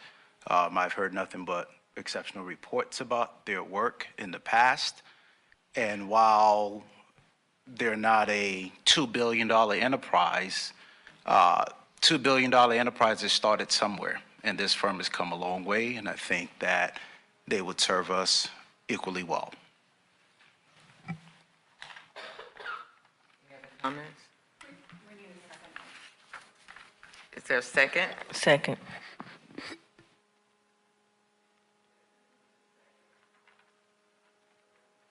vote if there are no other additional comments.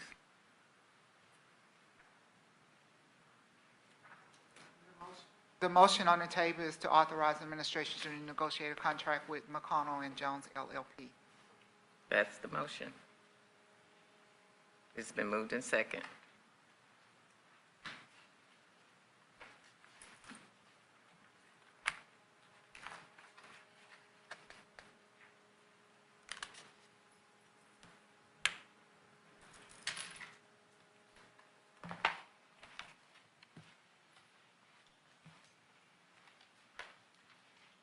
Trustee Laredo?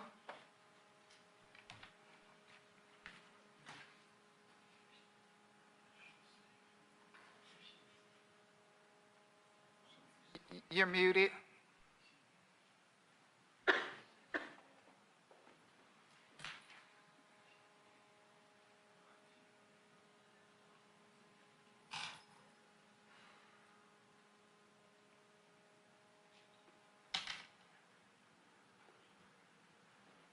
One more call for Trustee Laredo.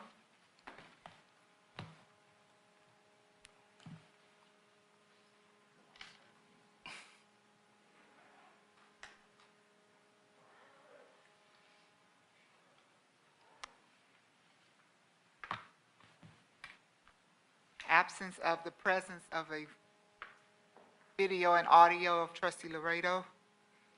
Like, trying to get. Trustee Laredo.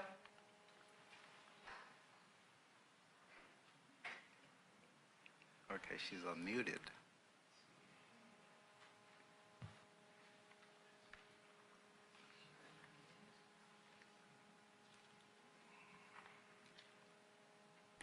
And Dr. Tamaz was on early, so I will do a call for Dr. Tamaz as well.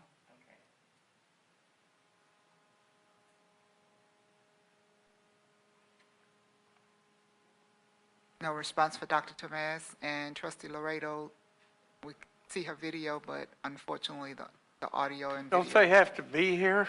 You know, this, I dislike this Zoom because they're in and out, and they should be here in order to vote.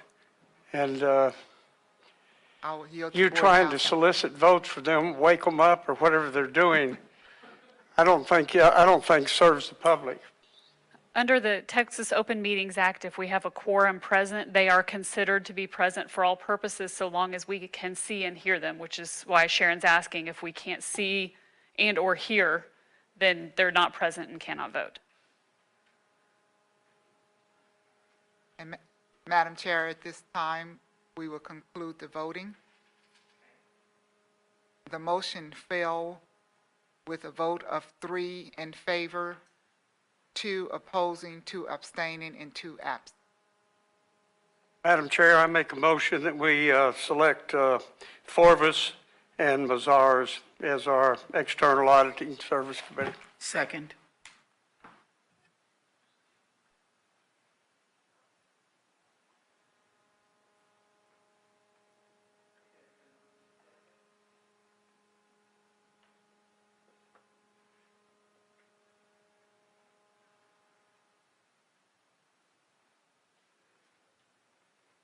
The motion is to authorize the administration to negotiate a contract with Forvis and Mazar.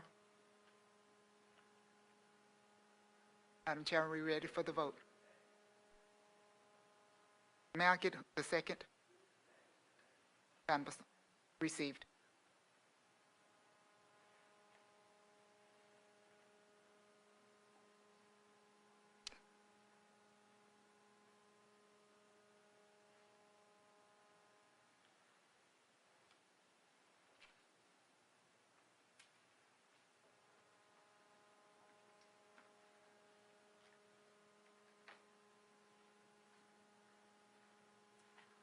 I will again, voting is concluded. I will call for Trustee Laredo. And Dr. Tamaz is not showing present. Because of the absence of audio and video, Trustee Laredo is marked absent. The motion passed with a vote of 5 in favor, 2 opposing, 2 abstaining, and 2 absent.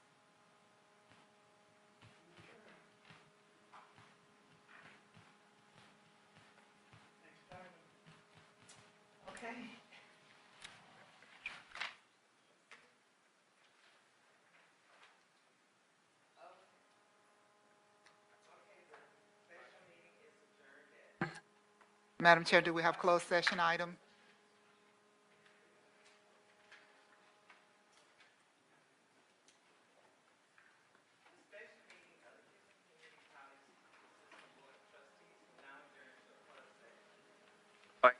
Session under the Texas Government Code, Section 551.071, 551.072, and or 551.074 the Open Meetings Act as stated in the notice of this meeting.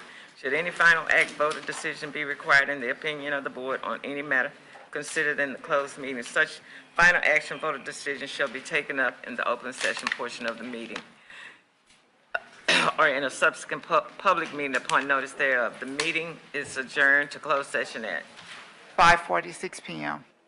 Madam Chair, I would like to indicate that the administration is now dismissed for the remainder of the day. Thank you so very much for coming. Thank you.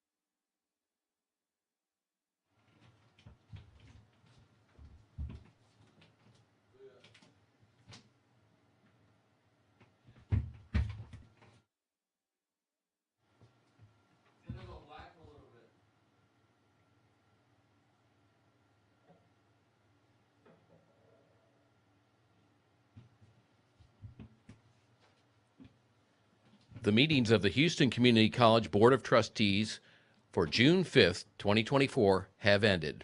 Thank you for watching.